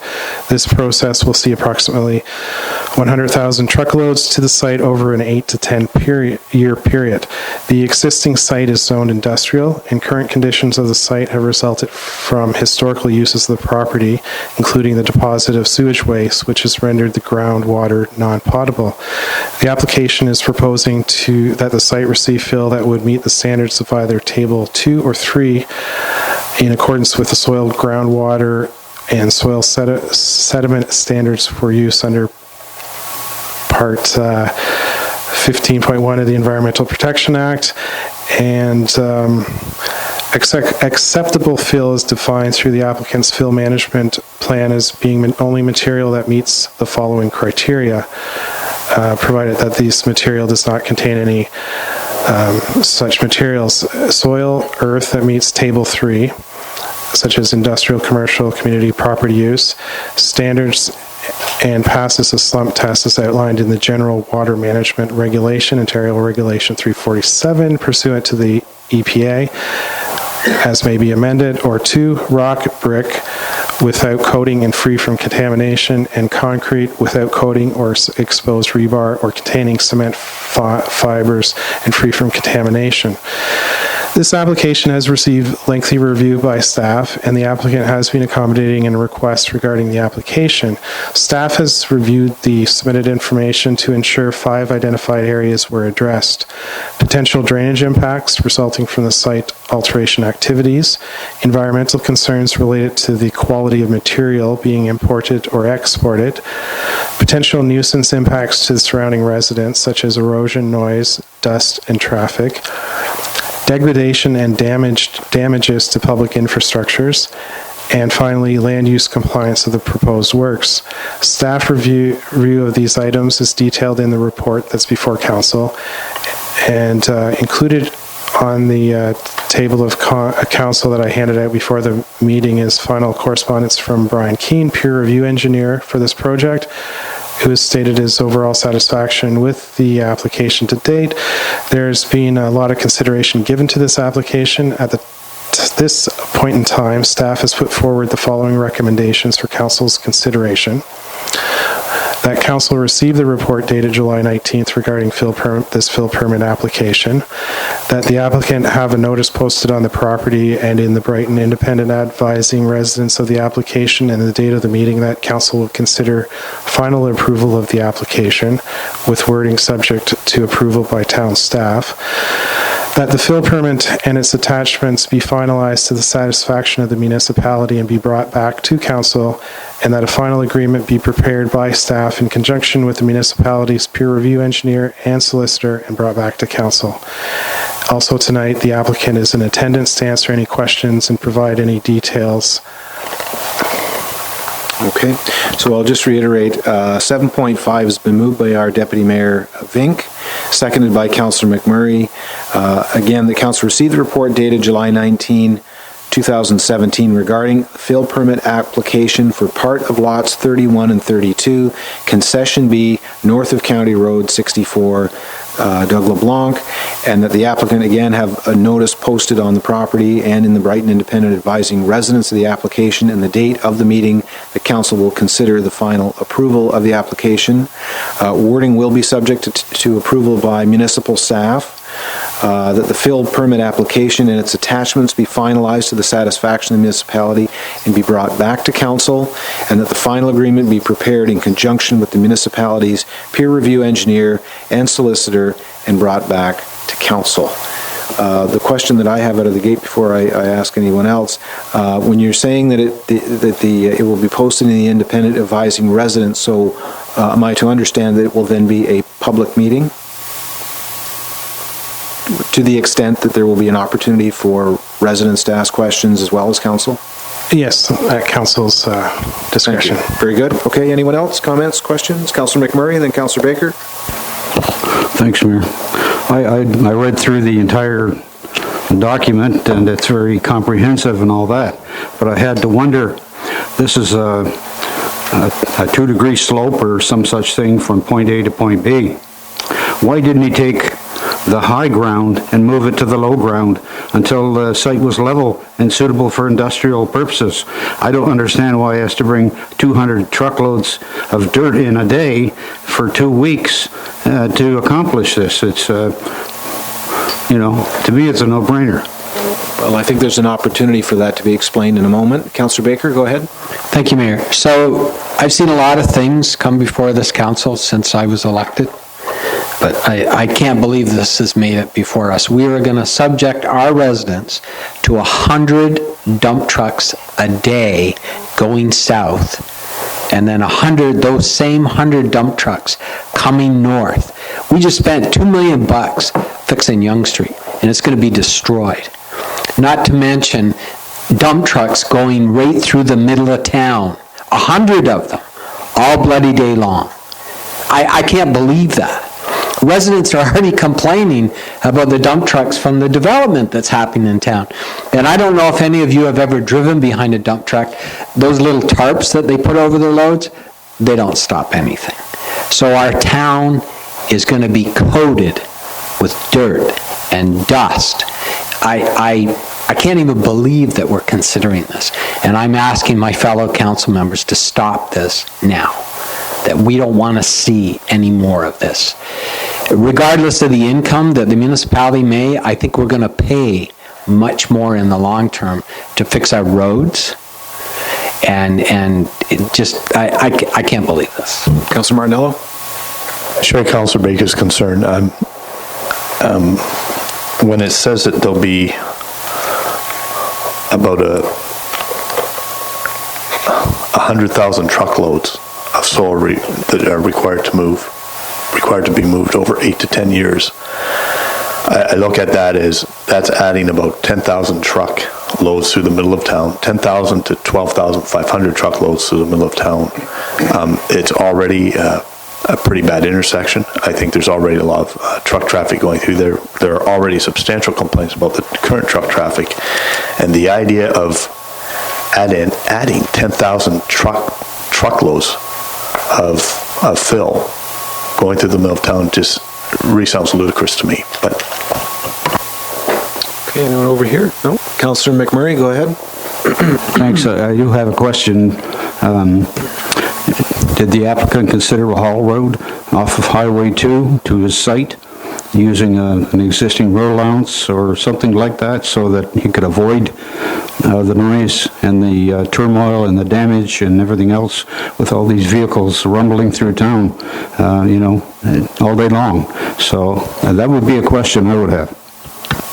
Okay, so technically the recommendation says that we're being asked to receive a report, that the applicant post a notice, that a fill permit application is attached and be brought back to council, that the notice goes out for an advertisement for a public meeting, and that a final agreement be prepared with staff. So what we're being asked is to receive a report this evening. That we're having some council debate on that. Usually we wouldn't necessarily allow the proponent to offer comment. I'm looking to council if they'd like to have some answers to some of these comments that have been proposed this evening. Councillor Ostrander, your thoughts?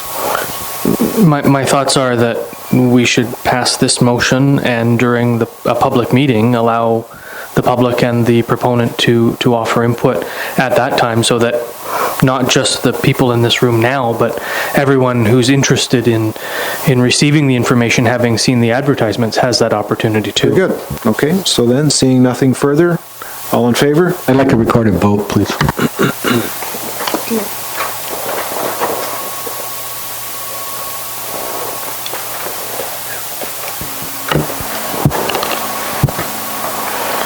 Councillor Stephen Baker? No. Councillor John Martinello? no. Councillor Roger McMurray? I'll have to say no. Councillor Brian Ostrander? Yes. Councillor Mary Tadman? Yes. Deputy Mayor Laura Vink? Yes.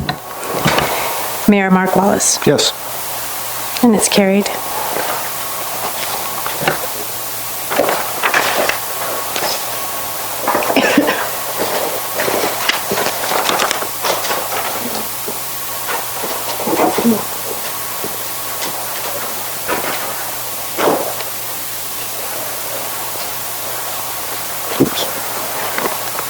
Okay, so we'll move on to item 7.6, some very exciting, long-awaited news for our community. And again, Mr. Ashton will allow you to take the floor to speak to your recommendation this evening. Okay, so the municipality is in a receipt of a site plan application for Telephone Road for a 24-seat restaurant intended to serve traveling public from Highway 401.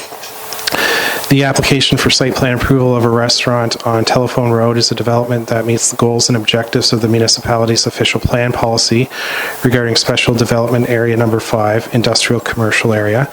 This area is to serve as a gateway to the municipality, the traveling public, and provide lands for commercial and industrial development which requires or can benefit from direct highway access. Commercial uses which serve the traveling public, including eating, repair, and accommodation facilities, are permitted. Past approvals are related to this site include a minor variance granted November 4th, 2016, which provided an increase to the maximum front yard setback from 12 meters to 16.7 meters for the highway commercial zone of the comprehensive zoning bylaw 140-2002 for the proposed restaurant. This variance was sought to accommodate setback requirements of the Ministry of Transportation, on-site sloping, and the Telephone Road gradient. The site plan application was filed with the municipality June 6, 2016. This application has been substantially supported with many additional studies, including sightline analysis, traffic impact assessment, and stormwater management plan. Lower Trent Conservation, the municipality's peer review engineer, which is Ainley Associates for this application, and the Ministry of Transportation and Public Works staff are satisfied with the supporting documents. Staff recommends approval of this application and has put forward a number of recommendations for Council's consideration. As well, the applicant and their consultant are in attendance to answer any questions that may arise. Okay, very good. So the motion has been moved by Councillor Baker, seconded by Councillor Martinello. The Council received the report dated July 19, 2017 regarding site plan application for restaurant in bracket SPA-03-2016, Telephone Road in bracket Subway, and the Council approved site plan application SPA-03-2016, and that the Mayor and Clerk be authorized to execute the site plan agreement. Any comments from our Council? Councillor McMurray? Thanks, Mayor. Have any approvals been received or any license been received for the water and sewage facilities on the site? Can anyone speak to how that's being handled? So Lower Trent has provided confirmation of their approval of the project for stormwater management. Their MTO has provided a letter of approval. They won't grant an actual access permit until everything is finalized on our behalf. And now, as far as the septic, I recall with the McDonald's, when it's over 10,000 liters, the septic had to be approved by the MOECC. Is that applicable in this case? Do we know that?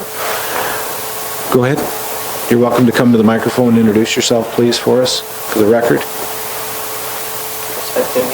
Just push the lavender button in front of you there. Thank you. Respected Mayor, respected Council, my name is Sunny Patel. Because of the 10,000 liters per day, that is correlated to the number of seats we have.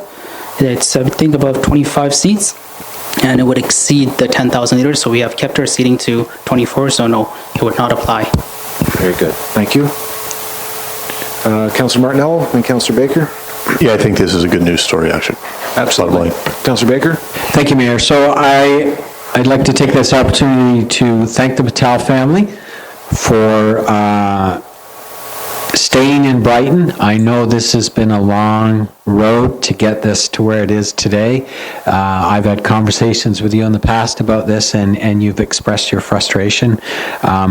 I think this is fabulous, and I want to thank you very much for remaining in the community and making this happen. And I have absolutely no issue with this, considering it's well and septic and will not impact the wastewater lagoon. So thank you again. Okay, so seeing nothing further, all in favor? And that's carried unanimously. Congratulations, and we do thank you very much for your investment in Brighton. Thank you.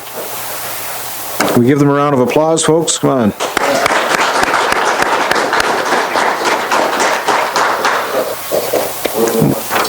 Okay.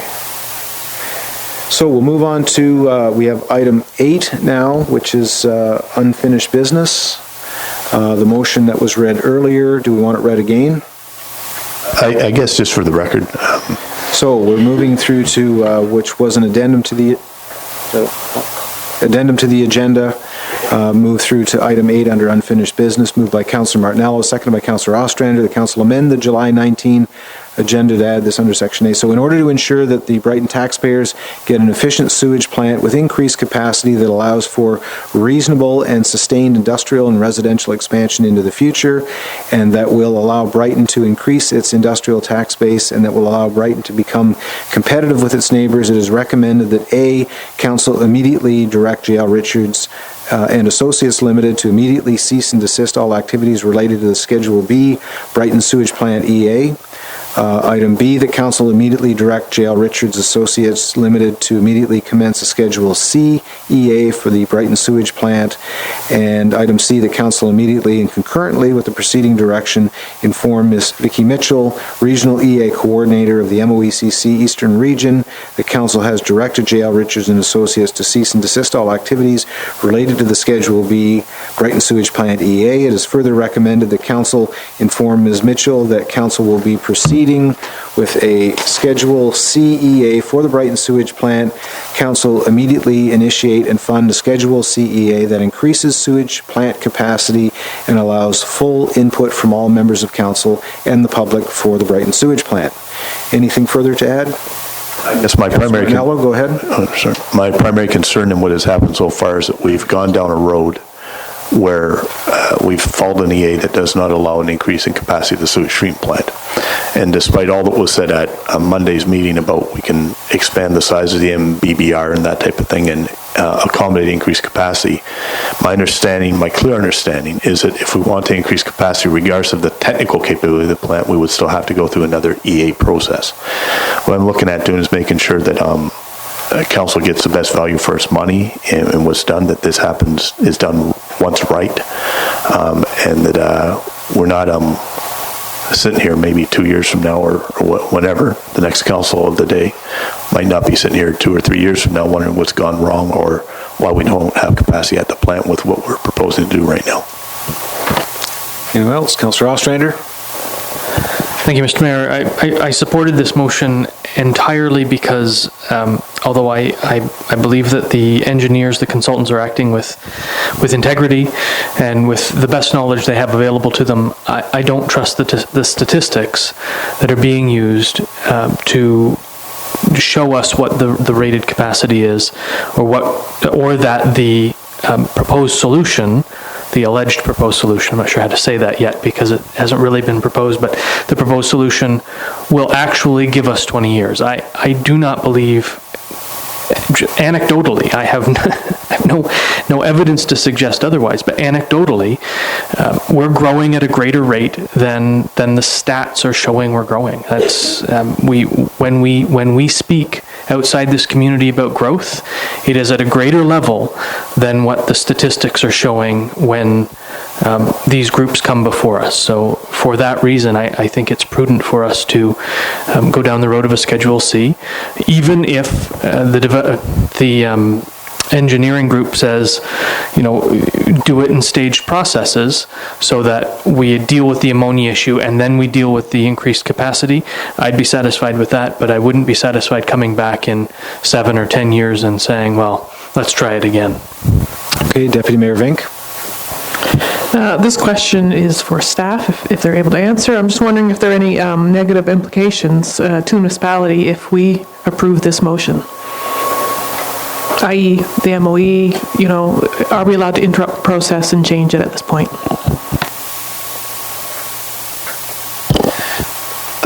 There's a lot of latitude if you change your mind about the EA. Certainly we have the ability to do that. There's a number of questions that will come from various different factions, I suppose. From the MOE's perspective, it's hard to predict, but they would like us to come to a solution expeditiously. And I think there's going to be a lot of questions around justifying. So if this is not the capacity what we're shooting for, what is the capacity we're shooting for if it's not supported by our OP? So those are legitimate questions to ask in terms of, what is your goal? Because if you don't have a goal, what are you shooting for in terms of your capacity? And typically our goal, and I think there's a lot of vagueness around the overall growth that's available to Brighton, because in the past we have not had a county OP, and so our allocations were a lot more vague prior to the county adopting an OP, and from this point on, now that they have adopted an OP, they will be governing how much we can grow. And I think, but even having said that, our OP gives numbers now, which is our own official plan projections. So my question will be, what is the capacity we're shooting for? Councillor Baker, go ahead. Thank you, Mayor. So first and foremost, Councillor Martinell is being overly optimistic that he's going to be here 2 to 3 years from now. I just wanted to get that out there first. But with respect to the motion on the floor, we heard from the consultants the other night that they could very much switch gears and complete a C instead of a B. We heard that. Those were their own words. So I think that's a great thing. I still don't fully understand how our original RFP said a C and then it was changed to a B. So I did reread the EA, and it did say in there, in consultation with staff, that it was changed. So I still don't fully understand how that changed, but nonetheless. So I can let you know that their submission in their proposal to the RFP spoke to that. Okay. So those are documents that are available. Right. So the other thing that caused me great concern was the huge discrepancy between the firm that was hired, what they quoted, and then the next proponent and the subsequent after that was considerably more money. And it makes me wonder whether, they were thinking B before they even started. I'm not accusing anybody of anything, but there just was a huge gap. We all know that. That's public knowledge. So that caused me concern. Further, the information that I was made privy today that I mentioned earlier makes me believe that we may have a capacity problem and that we need to look at that. And I think the first step to doing that is doing a C. Thank you. Okay, Councillor McMurray. Thanks, Mayor. A member of the public today spoke of capacity, if my memory serves me correctly, and when Jim Phillips was our Director of Public Works, and he talked about 2002, I believe, but in 1999, the constructed wetland was built, and that ramped up our capacity by 1,000 meters cubed per day. So this last consultant says it's not working. So where did that capacity go? Is it still there, or is it just sitting in abeyance? I don't know. So I would certainly support this Class C. We're only going to get one chance to do it, so I would support it. As the motion is written, I'm unable to support it based on the fact that, we did hear from the consultants that the plant is operating at approximately about 65% capacity, that with their calculations based over the next 20 years, it will still end up with 15% capacity. It would take us to about a maximum of 85. I am not educated to understand, or to at least to suggest what an increased capacity that would allow for reasonable and sustained industrial. I mean, the only thing I could accept this evening is that if this were to be referred back to the consultant, who is then going to decide, against somewhat what the CAO has echoed, who is going to decide what, are we going to double the plant capacity? Are we going to go half again? I follow when we heard that from our engineers, our qualified professionals, that we are not requiring additional capacity, and that's why they didn't propose a C and they went with a B, who is going to make this decision as to where the capacity goes? Councillor Ostrander? Thank you, Mr. Mayor, and I share your concern. The only reason I can support this tonight is because we heard on Monday that essentially we have a week until the EA is filed with a 30-day consultation period, although there's nothing we can do to stop the Schedule B or to expand upon the EA during that 30-day period. So, hindsight being 2020 or whatever we want to say, had we had opportunity to have discussions with the consultant over the course of the last year, or had we had a better opportunity for consultation with the consultant in May, I would agree, we could ask this question. But at the 11th hour, I'm concerned that we will lose opportunity if we don't give direction. I would love to be more consultative in this process. That opportunity didn't present itself for whatever reason, and that still eludes me, but that's a discussion for another day. Okay, Deputy Mayor, go ahead. I don't have the motion in front of me. You did read it. I'm just wondering for clarification, is the plan to stay with this engineering firm? As it's written, yes, it is. I mean, it's specific. It says that we inform J.L. Richards throughout the motion. Can I speak? Yeah, go ahead. Can I speak to another issue? And you talked about available documentation, how this went, from a C to a B. And I do want to speak to that. I've spoke to it a number of times, and I've got the documentation in front of me. On June 6th of 2016, more than a year ago. But you don't have the proposal that was sent in. I don't, but please let me finish. Yeah. Okay. But there's a so on June 6th, to it. well, no, but I don't know that all of council saw that supplement, but let me speak to the issue. More than a year ago, on the 6th of June 2016, this council unanimously supported a report that's in the public record. I've got the documentation right here. Mm-hmm. It says this: the Schedule C Class EA is to be completed. That's what we were told. That's what the council and the public was told. A Schedule C EA means that there is increased capacity for the sewage treatment plant. Okay. More than a year later, or it allows for increased capacity in the sewage treatment plant. More than a year later, on June 5th, 2017, in response to a question I asked yourself, you said this: at that time, a Schedule C, and of course, a number of proposals we received suggested a C would not be necessary because we were not looking to increase capacity. I've gone through every piece of available documentation here. I honestly have. I could not find one piece of documentation where the council, we've gone over agreed. this point. This is about the third or fourth time. Yes, I know, and you're speaking to available documentation. What I'm saying is, council. I wish I didn't take that piece out from last night. I had it from the Monday night meeting. I have all of the. I have when the RFP was brought forward. I have the dates, and I can provide them when the review committee was struck, which was Deputy Mayor Ostrander, myself, Linda Whitfield, and Jeff Graham. That is the we. Okay, so that was a direction of council to allow that group to vet the proposals. We looked at them, we understood they're extremely complex. The engineering component of it was vetted by Jeff Graham. When in the proposal that came from J.L. Richards, which I'm presuming Linda Whitfield still has in her office, they reviewed the information, they reviewed the growth numbers, they reviewed the capacity. Their determination was that they would, and their recommendation was that additional capacity was not required. And they came back and their proposal was to do a B as opposed to a C.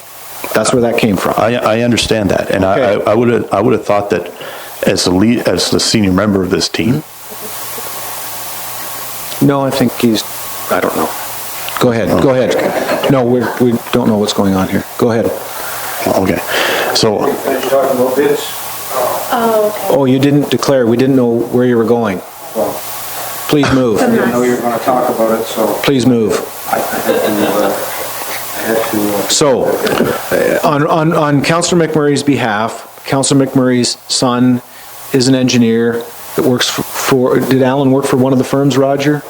That's correct. Can you declare then, please, just to explain what you were, put your microphone on and declare your interest. I'll declare pecuniary interest if you're going to talk about the bids and the bid selection of that particular time, because I departed and I didn't participate in it, okay? Okay, so is there more comment around the bid process? Well, it's not really about the bid. So poor Roger knows whether he should leave the room or not. Yeah, I'm not really speaking about the bid process. No.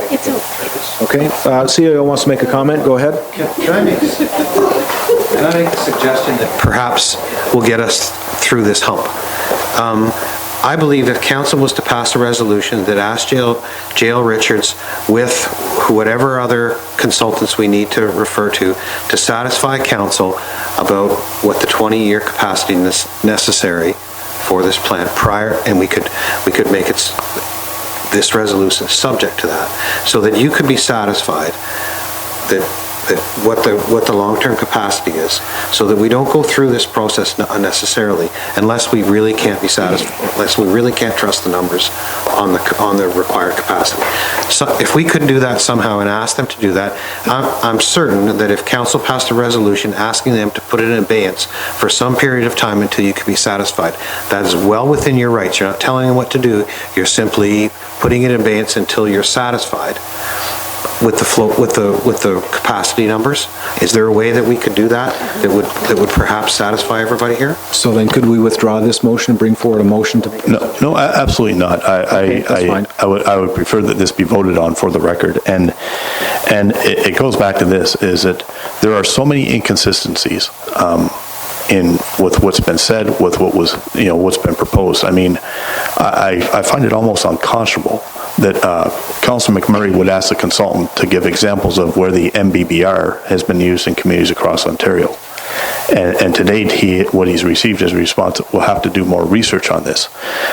Councillor McMurray also reports that at a meeting that was attended by yourself, I think Councillor Tabman and some other members of staff, maybe Catherine Chisholm, at the MOCC office in Peterborough, sometime in 2014. The only one I went to Peterborough with was you. No, it wasn't. There was a second meeting when you went to discuss the EA process. Go ahead, Roger. Yeah, yourself, Mrs. Woodyfield, Councillor Tabman, and myself attended the meeting with Victoria Light and Jacqueline Fuller. Catherine Chisholm was in attendance as the secretary. Very good. And okay. We were told in no uncertain terms by Jacqueline Fuller that there will be no more trial projects in this municipality. That's what she said to me. That's what she said to us. Okay. Go ahead, Councillor Martinello. And I guess what I found surprising, I try and put myself in the shoes of the consultants we were talking with on Monday night. And if I'd been coming into a meeting like that, I would have certainly had at my fingertips a list of the communities in Ontario where this MBBR system has been used. My recollection, and I couldn't access the audio record because of whatever, but my clear recollection of what happened on Monday night is when they were asked, where's this been used in Ontario? Basically, it was flipped over to, it's been used in Europe, and I think in particular in Sweden. I didn't hear any particular list of communities in Ontario, and that seems so counter to what Councillor McMurray reports the MOECC said at that meeting that you attended, that you were in attendance at. I think we have spent, I'll be honest, I think we've wasted a lot of time, wasted a lot of money here. I think we have followed, I support and I understand the regulated EA process. I understand that. But I think the way it has been applied, we've followed a very bad process. I think that what we are leading to is very bad results. I absolutely have no confidence in what's been said. I say that without any malice or anything like that. I just have no confidence in what's been done. Can I finish about the planning horizon, or let Roger have a comment and we'll come back. I just wanted to speak about the capacity issue. The official plan that ostensibly was used to determine these figures was written by Ken Herford, and I'm not sure how long ago that was, but they're only good for about 20 years. And it may have been true way back when, but the facts are that in 1960, and Mary can confirm this, the sign outside the high school read 2,500 population, and now we have 6,500. That's an increase of 155%. They are using a 1% per year figure for the growth. That's wrong. It's just plain wrong. So. Okay, Councilor Martinello, go ahead. I find this wording. Once again, can I have, say, 3 minutes to find a document? Anyone else? Any other comments coming forward? Councilor Ostrander? Thank you, Mr. Mayor. So was listening to Mr. Watson's comments, and I appreciate and understand your concern. I too have it. For council's information, in my going about in the community and discussing this, and in some ways since May, endeavoring to defend the proposal or the potential proposal that may be brought forward, the one thing I hear more often than not is why aren't we being more proactive? Why isn't council, why isn't the municipality being more proactive? If we're going down this road, why are we not also seeking to increase the capacity?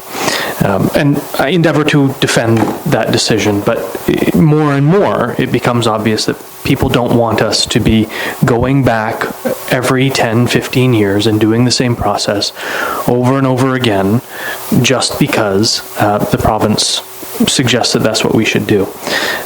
So that's one of the reasons I was able to put my name on this motion. Now, with regard to the first portion of the motion, which says to cancel the Schedule B, I think that's what it says. I wonder if we could use the word put into abeyance Schedule B. Something that doesn't say we're stopping it. That way, nobody at a provincial ministry gets their back up. That we may be stopping a process that we shouldn't stop, but put it in abeyance and ask for advice from the consultant with regard to how to move down the road of a Schedule C. Sure, but what I was looking to do, actually, can I speak to another issue? I found the piece of paper I was looking for. Go ahead. And it is about the 50-year planning horizon versus 20 years in that. And again, I'm looking at the documentation that was made available to the public and all members of council. There may be other documentation out there. But in the R4P, it clearly says the consultant is to review upgrading alternatives based on the following. That the selected consultant will review official plan documents, places to grow documents prepared by the province of Ontario, a review of building permits issued for the last 10 years, and other demographic and growth studies, and prior to starting phase 2 of the Class EA, produce a summary growth evaluation document that will project estimates of the projected service population and sewage flows for 1, a 20-year period, and 2, a 50-year planning period. It's right in, I'm reading the documentation. Now, I don't know how this, the machinations of the bid review committee, I wasn't part of it, but the R4P seems pretty straightforward, that there was supposed to be a 50-year, presentation of J.L. Richards has spoken to that at least 2 meetings. Yeah, I know they have, but it still does not, what has happened, my understanding is that the bids were submitted by the 9 or 8 different companies based on this R4P. And we asked, as a council, to support this R4P for a 50-year planning horizon. And it was not produced. And I understand what J.L. Richards has said in some way, but this is what I don't understand, is they said that we can plan for things on a 50-year planning horizon, things like bridges and roads. That's what they said at May 29th. If you can plan for 50 years for bridges and roads, I'm pretty certain you can plan for 50 years. It may be stretching the crystal ball, and this is all crystal balling, I get that, for 50 years. And the other thing is, it just seems ludicrous here that we go through all this effort, and what we say to the public in the end is, what you've got is a plant that has the same capacity as you had yesterday, or the day after it's built. And I have talked to maybe 100 people on this issue, and I can tell you clearly, is that of those 100, I'd say 5 have raised questions about why we would spend the money, but about 95% of those people have said and indicate that if this is money well spent, that allows us to go into the future, allows Brighton to expand, they're willing to spend the money. It's clear. Anyway, that's my statement. Go ahead, CAO, you had a comment? There was a couple things I'd like to clarify in that Jail Richards, the RFP said that they were to produce flow predictions for the 50-year, but that it didn't indicate that the planning horizon for the actual design of the plant was to be 50 years. And they articulated that it would not be wise to build a plant with a 50-year capacity, because by the time you came to the 50-year horizon, or long before you got to the 50-year horizon, the parts of that plant would require replacing, and you wouldn't be using that capacity for 20 or 30 or 40 years out, in which case you would be overbuilding your plant essentially to suit flows that would probably beyond, we would only project to beyond the lifetime of that plant. So, and so that's why I'm suggesting maybe we need more information around what those flows are, so that we're spending our money appropriately for what we think that is. And I know that they'll put it in abeyance until you're satisfied around that. But if you simply want a plant, that's a completely different matter. Can I? Councillor Baker? I think in Councillor Ostrander's comments and Councillor,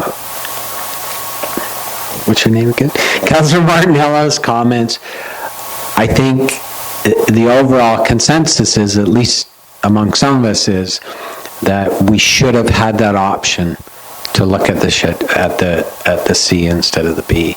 And I think if we're going to spend this kind of money, I think we would be remiss not to look at that. We have an opportunity to do it now. And I think going back to the consultant and asking information that seems to be at times hard to get and seems to take some time to get, I think the motion speaks for itself that the council, I think we should put it to a vote. Okay, Councillor McMurray and then Councillor Martinello. Thanks. I just wanted to talk about the 50-year planning horizon.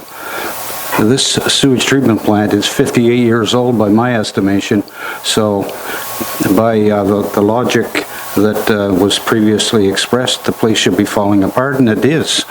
It is. We need a new plant. Go ahead, Councillor Martinello. So as you know, I worked at CFB Trent for some period of time. I was in charge of the sewage treatment plant, kind of a long way down the chain of command, but it came under my purview. I worked closely with the sewage treatment plant supervisor there, a guy called Vernon Woodbeck. Before this meeting, I gave him a call, and Councillor McMurray was with me at that call. It was a great tour. We spoke with him today, and there's a couple things of concern, issues that he raised that caused me concern about what's been said, and maybe it's all justifiable what Jail Richards said, but what he basically said is this, is that the technology in these activated sewage treatment plants basically is unchanged since the late 1800s. The actual treatment technology. He said the way you monitor things like the monitoring systems, the pumping systems, the notifications of overflows and underflows has changed. There's no doubt about that. But the technology is substantially the same. So this fear of, being left behind by change in technology in a standard conventional activated sludge plant, I think is minimal.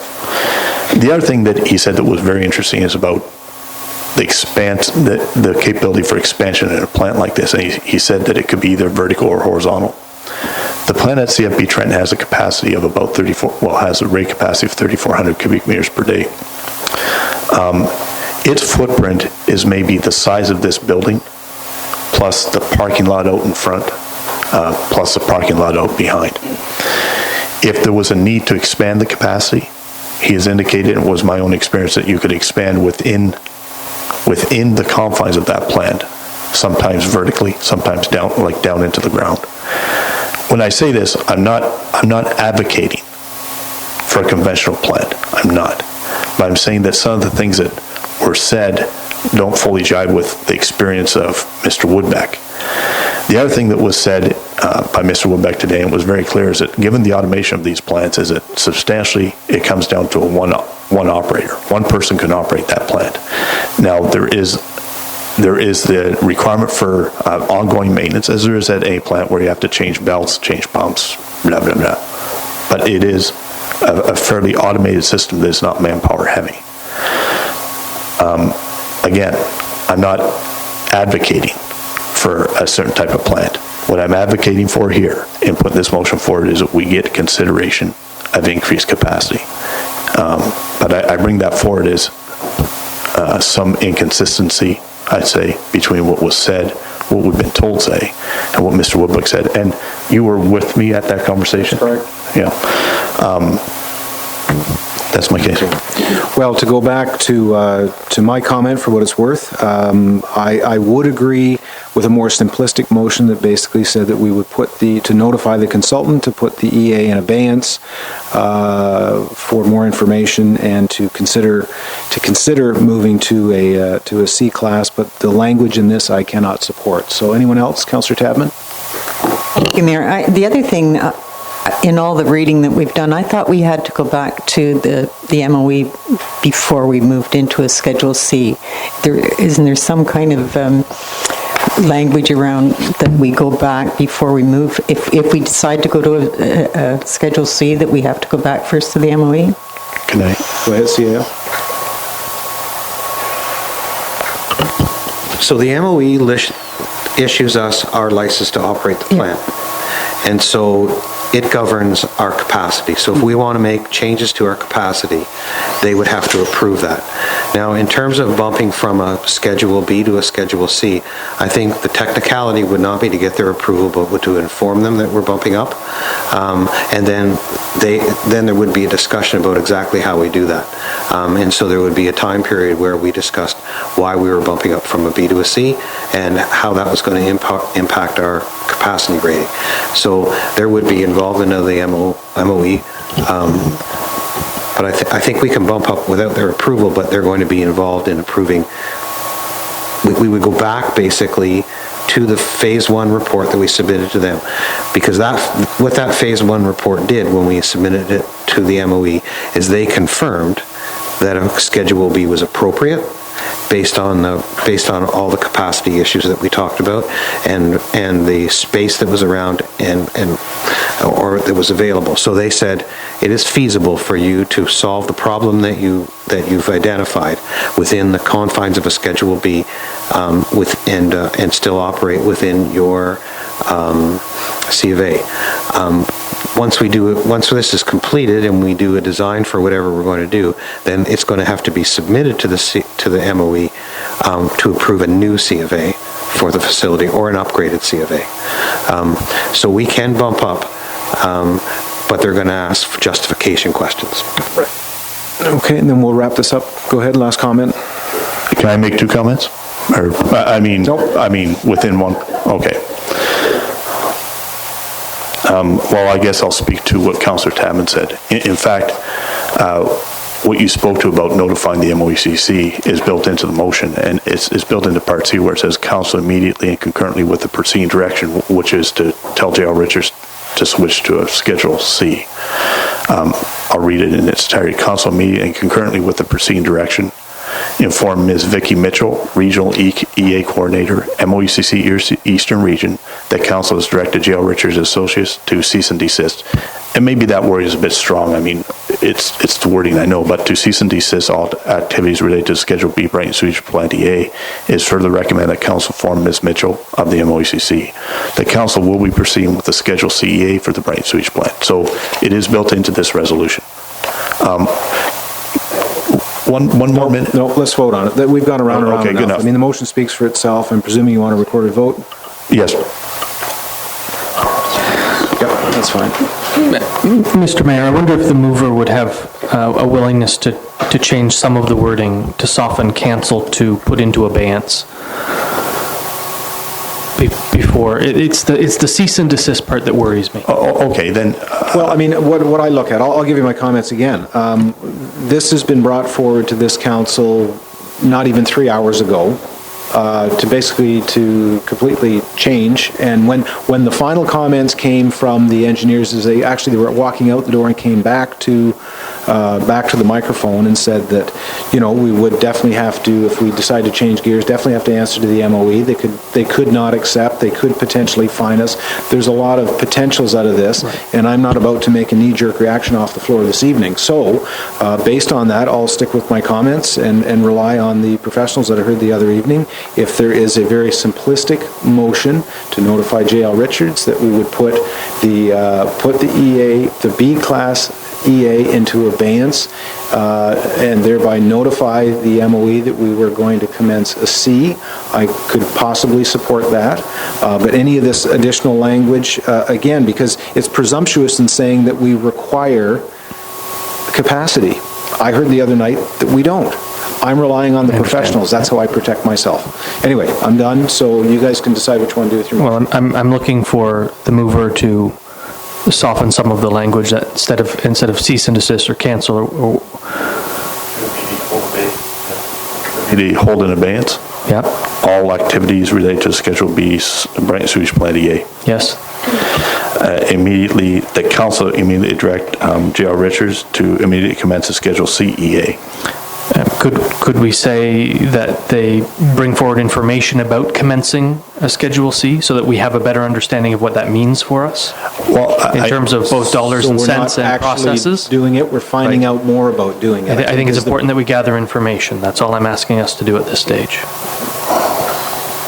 I don't want to move this motion, excuse me, I don't want to move a motion this evening and then find out 2 days from now we have the MOE on our doorstep and saying, by the way, get back where you were and there's a fine for 25 grand. Exactly what I want to avoid. I agree. But in the responses that we requested from J.L. Richards and Associates as a result of our special meeting on the 4th of July, they made it clear that it could be done. It was crystal clear. I understand in how we do it is my concern. And I understand that, but we also have heard in the past that the enforcement branch of the MOE does not necessarily talk to the operational admin branch of the MOE that we're dealing with at the moment, and that worries me. If the people who find us in the past discover that we've put everything, canceled everything. And we've gone down the road too many times so far, and then... So let's put it in abeyance. Let's provide some opportunity for consultation with regard to the Schedule C. I continue to be supportive of that, Councillor Martinello, and advise the MOE that we have put it in abeyance and that we are consulting with the consultant about a Schedule C. Is that okay? I think we can get a consensus vote here. And I think that's important. Since the other motion was on the floor, we should vote on the other motion. Well, I'm asking the mover if he'll amend his motion. I'm going to amend it. I'm asking for a friendly amendment here.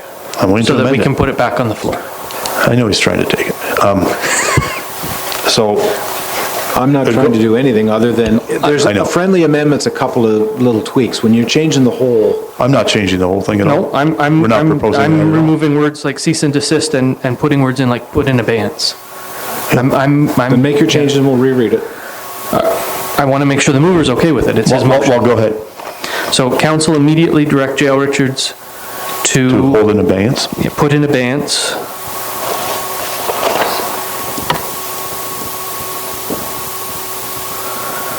The Schedule B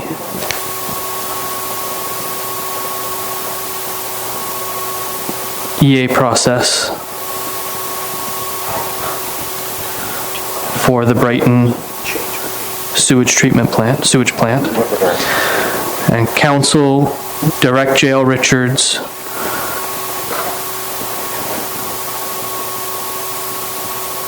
to advise the municipality on the way forward for the Schedule EA for the Brighton Sewage, Schedule C EA for the Brighton Sewage Street Plant. So I'll just defer to the CAO for the comments you just brought forward there. Can we finish the amendment just to get on? No, there's a comment, and I'll allow the CAO to speak. Please be quiet. Go ahead. Just the question that I have is do you want to include any terms in that? Like, so what are the terms that you want them to talk about? Technology, capacity. I would say let them speak to the issues of changing from a B to a C. Like, let the experts speak.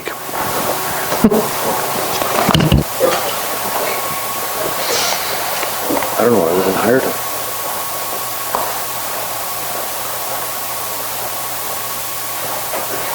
So the second line is council direct J.L. Richards and Associates to advise the municipality about how to proceed with a Schedule CEA for the Brighton sewage plant. That's correct. And council immediately, direct staff to inform. Do you want to name the person at the MOECC or just put the MOECC? I guess the reason I would put the name of the person is that it's specific and there's an email address attached to that that's very easy to find. Council direct staff to inform Ms. Vicki Mitchell. The council has directed J.L. Richards to put in abeyance all activities related to Schedule B, and further recommend that council direct staff to inform Ms. Mitchell that council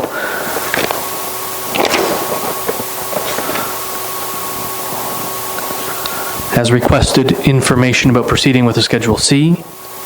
No.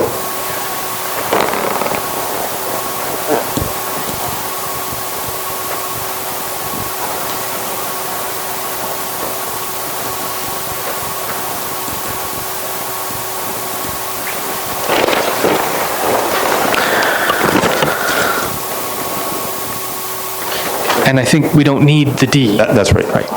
Because J.L. Richards will come forward with information for us to make decisions on. Is that okay? I don't want to water down. Can you support that? Yes, yeah, that's okay. I'm absolutely okay with that. So I guess the other thing I'm wondering if we're going to date this abeyance to August 21st meeting, well, for a report to come back to the August 21st. I mean, we're just saying abeyance. That could be held. There's no. Can I speak to that? Yeah. From the facts that were presented at the last meeting is the consultant on Monday night said that within approximately a week they would be releasing the Phase 1 and Phase 2 reports for the public comment period. So. Okay. Can we direct J.L. Richards to provide information by the August 21st meeting? Good enough. So that we can then continue the process forward. So, and further direct J.L. Richards and So again, they may, as the CEO is saying, they may question what the terms are. So what are we looking at for capacity? Are we going up 500 units? Let the experts speak to that. Yeah, if they said we don't need to increase capacity. That's what they said last night, or the other Monday night. The RFP clearly said to look at a 50-year planning horizon. It clearly did not. The other thing is, I'm just looking at how most organizations would work on this, is that they would look to the future, they would look to spending money and spending effort to making sure that into the future you have room for industrial expansion. And whether or not we have room in the industrial park, I think if we want Brighton to remain competitive or get competitive with other locations and our neighbors, we have to have capacity in our sewage treatment plant to do that. Otherwise, we're just going to keep building houses.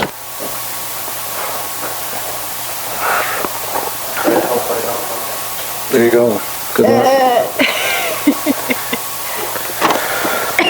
Okay, so moved by Councillor Martinello, seconded by Councillor Ostrander. In order to ensure that Brighton taxpayers get an efficient sewage plant with increased capacity that allows for reasonable and sustained industrial and residential expansion into the future, and that will allow Brighton to increase its industrial tax base, and that will allow Brighton to become competitive with its neighbors. It is recommended that A, council immediately direct J.L. Richards and Associates to put in abeyance the Schedule B EA process for the Brighton sewage plant. Item B, council direct J.L. Richards and Associates to advise the municipality about how to proceed with a Schedule CEA for the Brighton sewage plant, and council direct staff To inform Ms. Vicki Mitchell, the Regional EA Coordinator, MOECC Eastern Region, that Council has directed J.L. Richards and Associate Limited to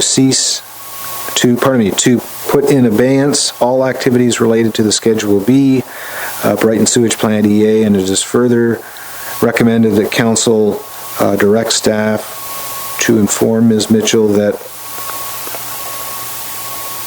Council has requested information about proceeding with a Schedule CEA for the Brighton Sewage Plant, and further that direct J.L. Richards and Associates to report to Council by August 21st Council meeting. Anything further? Have a recorder vote, please.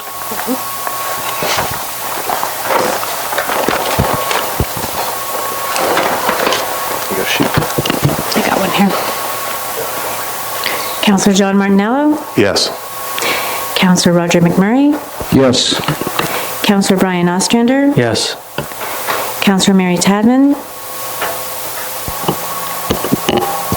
Yes, only because it's in abeyance. Deputy Mayor Laura Vink, Yes. Mayor Mark Wallace, Yes. Councillor Stephen Bigger. Yes. Okay, it's carried. Put that with that, please.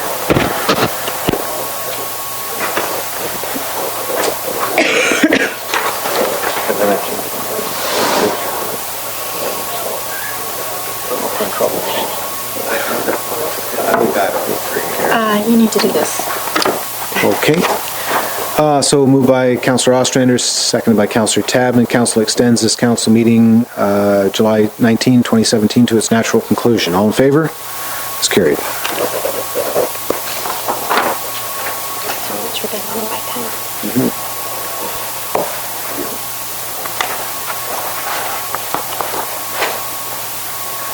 Did you ask Laura? Why didn't I hear Laura? Did you get asked? Did you vote? Okay. I did, right? We'll be all right.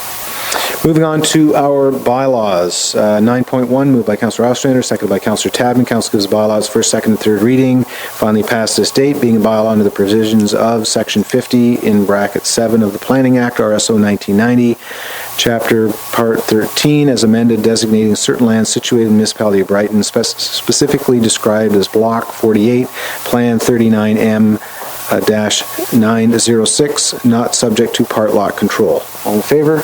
That's carried.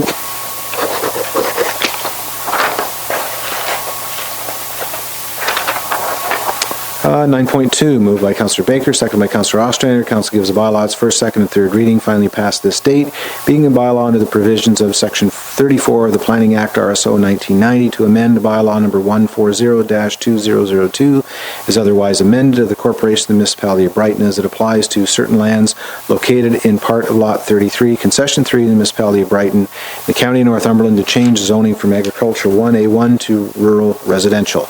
All in favor? That's carried. What's so funny? I don't know, you got a big smirk on your face. I just wonder what was so funny. Okay, 9.3, moved by, no, I just wondered if you wanted to say something, or share the laugh. I was laughing about nothing. For the record. Councillor Tadman, seconded by Councillor Ostrander. There's nothing funny here. Bylaw, first, second, and third reading, finally passed this date, being a bylaw to amend bylaw number 140-2002 as amended, otherwise known as a comprehensive zoning bylaw of the municipality of Brighton. All in favor? Opposed? That's carried.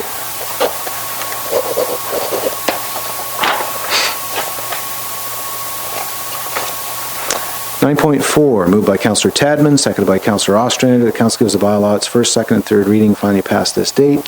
Being a bylaw under the provisions of Section 34 of the Planning Act, RSO 1990, to amend bylaw number 140-2002 is otherwise amended of the Corporation of the Municipality of Brighton as it applies to certain lands located in Plan 107, Part Block B, Registered Plan 39R13307, Part 13, and further described as Parts 1, 4, and 5 on 39R13307 in the municipality of Brighton in the county of Northumberland to change the zoning from general industrial M1 to urban residential 2. 2. Any comments? All in favor? That's carried.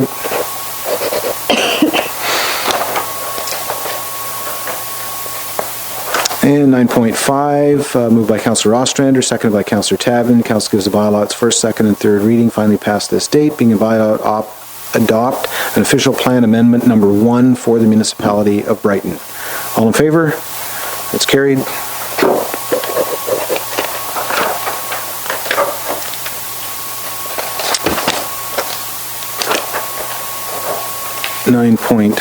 .6, moved by Councillor Martinello, seconded by Councillor McMurray. Council gives the bylaw its first, second, and third reading, finally passed this date, being a bylaw to adopt the official plan amendment number 2 for the municipality of Brighton. All in favor? That's carried.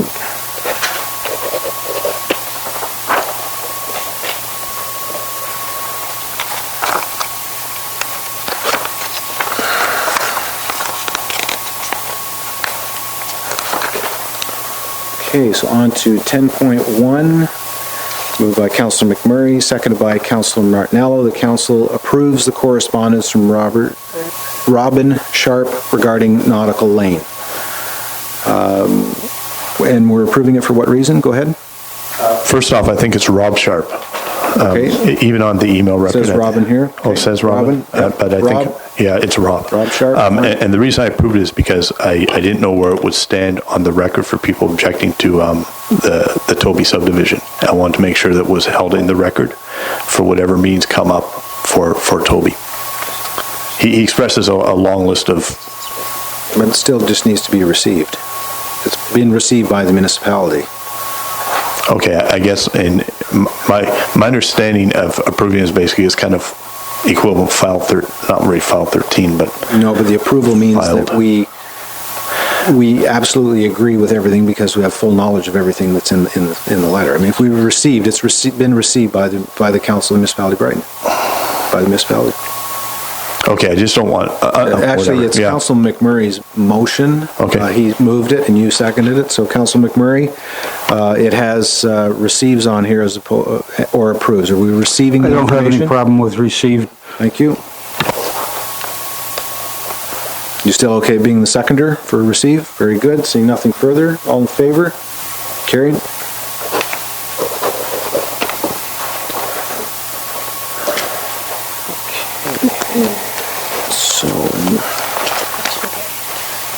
Very good. So now we'll move on to question period. You are able to come to the microphone, members of the public, ask a question about something that has been on our agenda this evening. Please put your information in the form of a question after you've stated your name for the record.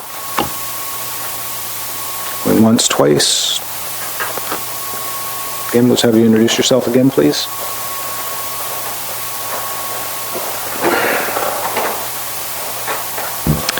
My name is Brenda Richardson, 104 Raglan.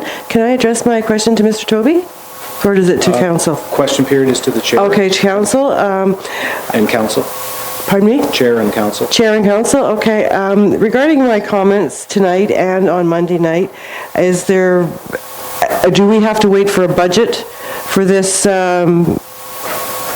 maintenance to start on the pond? Like, just want to know, like a follow-up, like we've asked for meetings, we've asked for answers. Just, can you tell us when to expect anything or what you've been doing for any of our questions that we've been asking the last 2 nights? Okay. Which was a lot of questions, I know. I'm trying to recall whether there was direction given, nothing was given Monday evening to come back with the information. CEO, do you want to make any comment? Are you able? Do you wish to make a comment? I really can't answer. Okay, very good. Councilor Martinello? I can't speak to that. Partially, I think, is that council did unanimously support back on May 15th and reiterated that we would like to see the stormwater master plan that was presented in 2009 updated.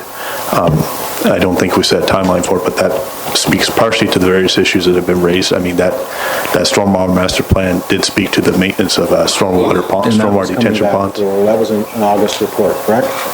So some of the information will be coming back for August. Will that include the question, as yourself and many councillors and at Public Works acknowledged the fact that the Hamilton Wood subdivision, the finalization approval was on the enlargement of the pond. So, but we have no idea what Toby Development now plans on doing. Is that correct for the stormwater management? Okay, can I ask Brian Keane, you're here, can you provide any information on that for us? You're doing peer review information, so we'll need you at the microphone, just to let us know what you've peer reviewed and what status things are at. So I peer reviewed an application for stormwater management report. The report is old, it's from 2014, it's being updated. I understand it is ready to be released to us to review, so unfortunately it hasn't arrived yet tonight. When we see this stormwater report, it will provide direction to the town and to the developer how much needs to be expanded in the pond for this phase. You can appreciate there are a lot of developments that will make use of this pond, and the initial size was for the first development, and it would be expanded either in 2 or 3 phases, or it could be expanded all in one phase, and that's a choice on the part of the developers. But certainly it has to be expanded enough to provide the capacity that's demanded of it. Each expansion would have an ECA or an environmental compliance approval. Okay. So at this point, we don't have an answer because the documents have yet to be. Is this what you're referring to here about for every phase? This report from Jewel from May 17th, 2016, in regards to the pond, the stormwater management for Hamilton Woods?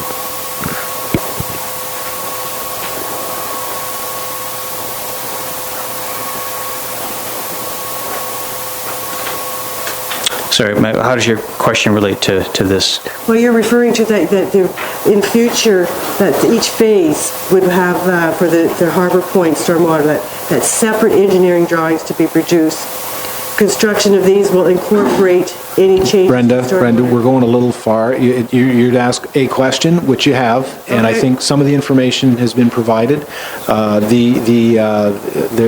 is a process, what I'm hearing from the CAO, the information is being received by, the updated information is being received by the peer review engineer for the municipality, okay? And once that information has been reviewed, changes have been made, that will then be able to come back eventually to, you'll make a recommendation that that'll be able to come back to this council? Yes, and every phase of expansion is supported by engineering drawings, and then an application to the MOECC for full review. Okay, okay. One last question then. Question here, yeah, go ahead. Will we be notified, the people that live around the pond, Cove, Raglan, Cedar, and Beacon, will we be notified like people are being notified in regards to when, changing zoning and stuff like that? With regard to the stormwater management plan that they propose to council, will we be involved in that and be able to ask questions? I'm presuming, Celia, you want to make a comment there? The process, there'll be another public meeting for each phase of the subdivision development as it gets approved, and stormwater will be a component of that public meeting. Thank you. Okay, very good. Anyone else? Sylvia, go ahead.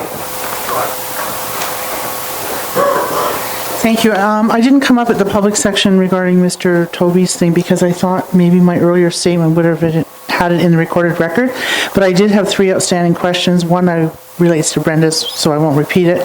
The second part of that is, as part of the peer review and/or public meetings, I still, on the record, wish to ask a question regarding if the pond isn't being expanded, what is being done?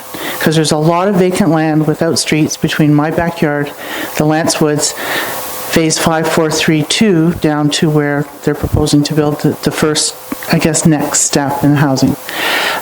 So the public meeting, will that also include addressing temporary measures or other things that will happen if there are not expansions of the pond at this point? And I ask that because in phoning Toby Developments, Mrs. Toby clearly stated to me that there was no plan to expand the pond and there would be other information coming forward. I haven't heard anything from anybody else. So what else beside expansion of the pond will be included before housing is allowed? So that's just an outstanding question, which I hope will be answered going forward. In my presentation, I had 3 other questions. One of them I'm asking on behalf of other folks that couldn't be here tonight. Specifically, were the houses that were built in the phase, I don't know if it's 1A or 1B, on Lance Street, was there approval required? If so, was it given? Or were they just tied into the existing drainage on on Lance Street, the pre-existing works that are there. Were drainage and erosion controls considered to date for the silty water that's flowing off the unapproved sections of Phase 2 behind Foxden? And does bylaw 114 from 2016 with specific regards to moving a fill on your own property, not bringing it in or exporting it, does that apply? Because we've reviewed it, and the only section of it that mentions residential use about within the municipality moving fill is in regards to lawn dressing and landscaping in residential areas. We didn't. So I want to know if there's something on the books that is required when a developer, not just Mr. Toby, but specifically in his Phase 2 sections, when you're getting the land ready in preparation for a town to allow you to build, what control does the town have to protect us? Because I agree with Mr. Toby, the water's been flowing a long time. I agree with Councillor Martinello, there's a lot of vegetation that's been removed. We have a mountain behind us now of soil and sand, which is still within the confines of the unapproved next stage of Phase 2, Phase 3, whatever it's called. There's a lot of outstanding questions about what's been approved by the town, and also, on the other hand, what has been required. Perhaps Toby Developments has done everything by the book in consultation with staff, but members of the public do not know that. So there's a lot of outstanding questions about what needed requirement around the Lance homes, and also about the undeveloped lands, I guess it would be north of Foxden, ahead of any approval for permanent expansion of the ponds on Cove. And the secondary part is what's going to happen temporarily in between. So 3 questions. Okay, Lance Street, the undeveloped lands that have been cleared, and what's going to happen before the group on the pond gets their questions answered. There's an awful lot of time in between, and I think the CAO pointed out we're in agreement that everything we've been told to date means this development in general called Hamilton Woods East and West is going to be another 8 or 10 years. So that's a long time if somebody's going to be building a temporary pond, a couple, not on streets, they're talking about streets, but none of the streets are developed between Lance, which is now Lance Lane or whatever it's called, and Nautical Lane. Thank you. Okay, very good. So your comments, of course, are all on the recording, and staff will have an opportunity to review those questions again to have answers for them for the 21st. Mr. Sharp, come forward. Good evening. My name's Rob Sharp. I live at 7 Nautical Lane. I have appeared here last year and asked a question of council then if they could consult Mr. Toby about rerouting the storm drain pipe that he's proposed to go between my house and my neighbor's. I've followed this issue and I'm objected to this routing since 2011. I've asked many times to be included in correspondence and receiving information for what's going on with the storm drain plan. It has been 5 years and I've gotten very little feedback from anybody on it. Is it possible that I can be included in this process, notified since he plans on putting his pipe beside my house? And because, as I say, I have objected to it ever since it was proposed. There's been no consideration of rerouting it that I know of. So like I say, is it possible to be included? I see no reason why, if you want to leave your information with Mr. Ashton, whatever information he can provide to you, he will. Are you in some arrangement, just for clarification, but are you in some arrangement with Mr. Toby in order? No, I am not. So just for clarification, when you say beside your house, it's not physically on your property, it's on your neighbor's property? It's going to be on my neighbor's property, but in order to be installed... But going between the 2 houses? Yes. Right, okay. And I have objected to it from day one. Okay. And I don't know, to this point, if anybody's even considered rerouting it. Okay. Councillor Ostrander, go ahead. Thank you, Mr. Mayor. For clarification, I know conversation has happened about asking staff if there is a possibility of rerouting that. I presume we haven't heard back because we don't know where things are at in the process at the moment, so we wait for that stormwater management plan as well. And like so I do like to make the point, it's been 5 years. Yeah, so after question period here, we're going to recess for about 5 minutes, and you can leave your email information with Mr. Ashton, if that's okay. Thank you. All right. Anything further? Okay, it is 9:43, and we will recess for a good 5 minutes, and then we'll reconvene to go into closed session. Okay.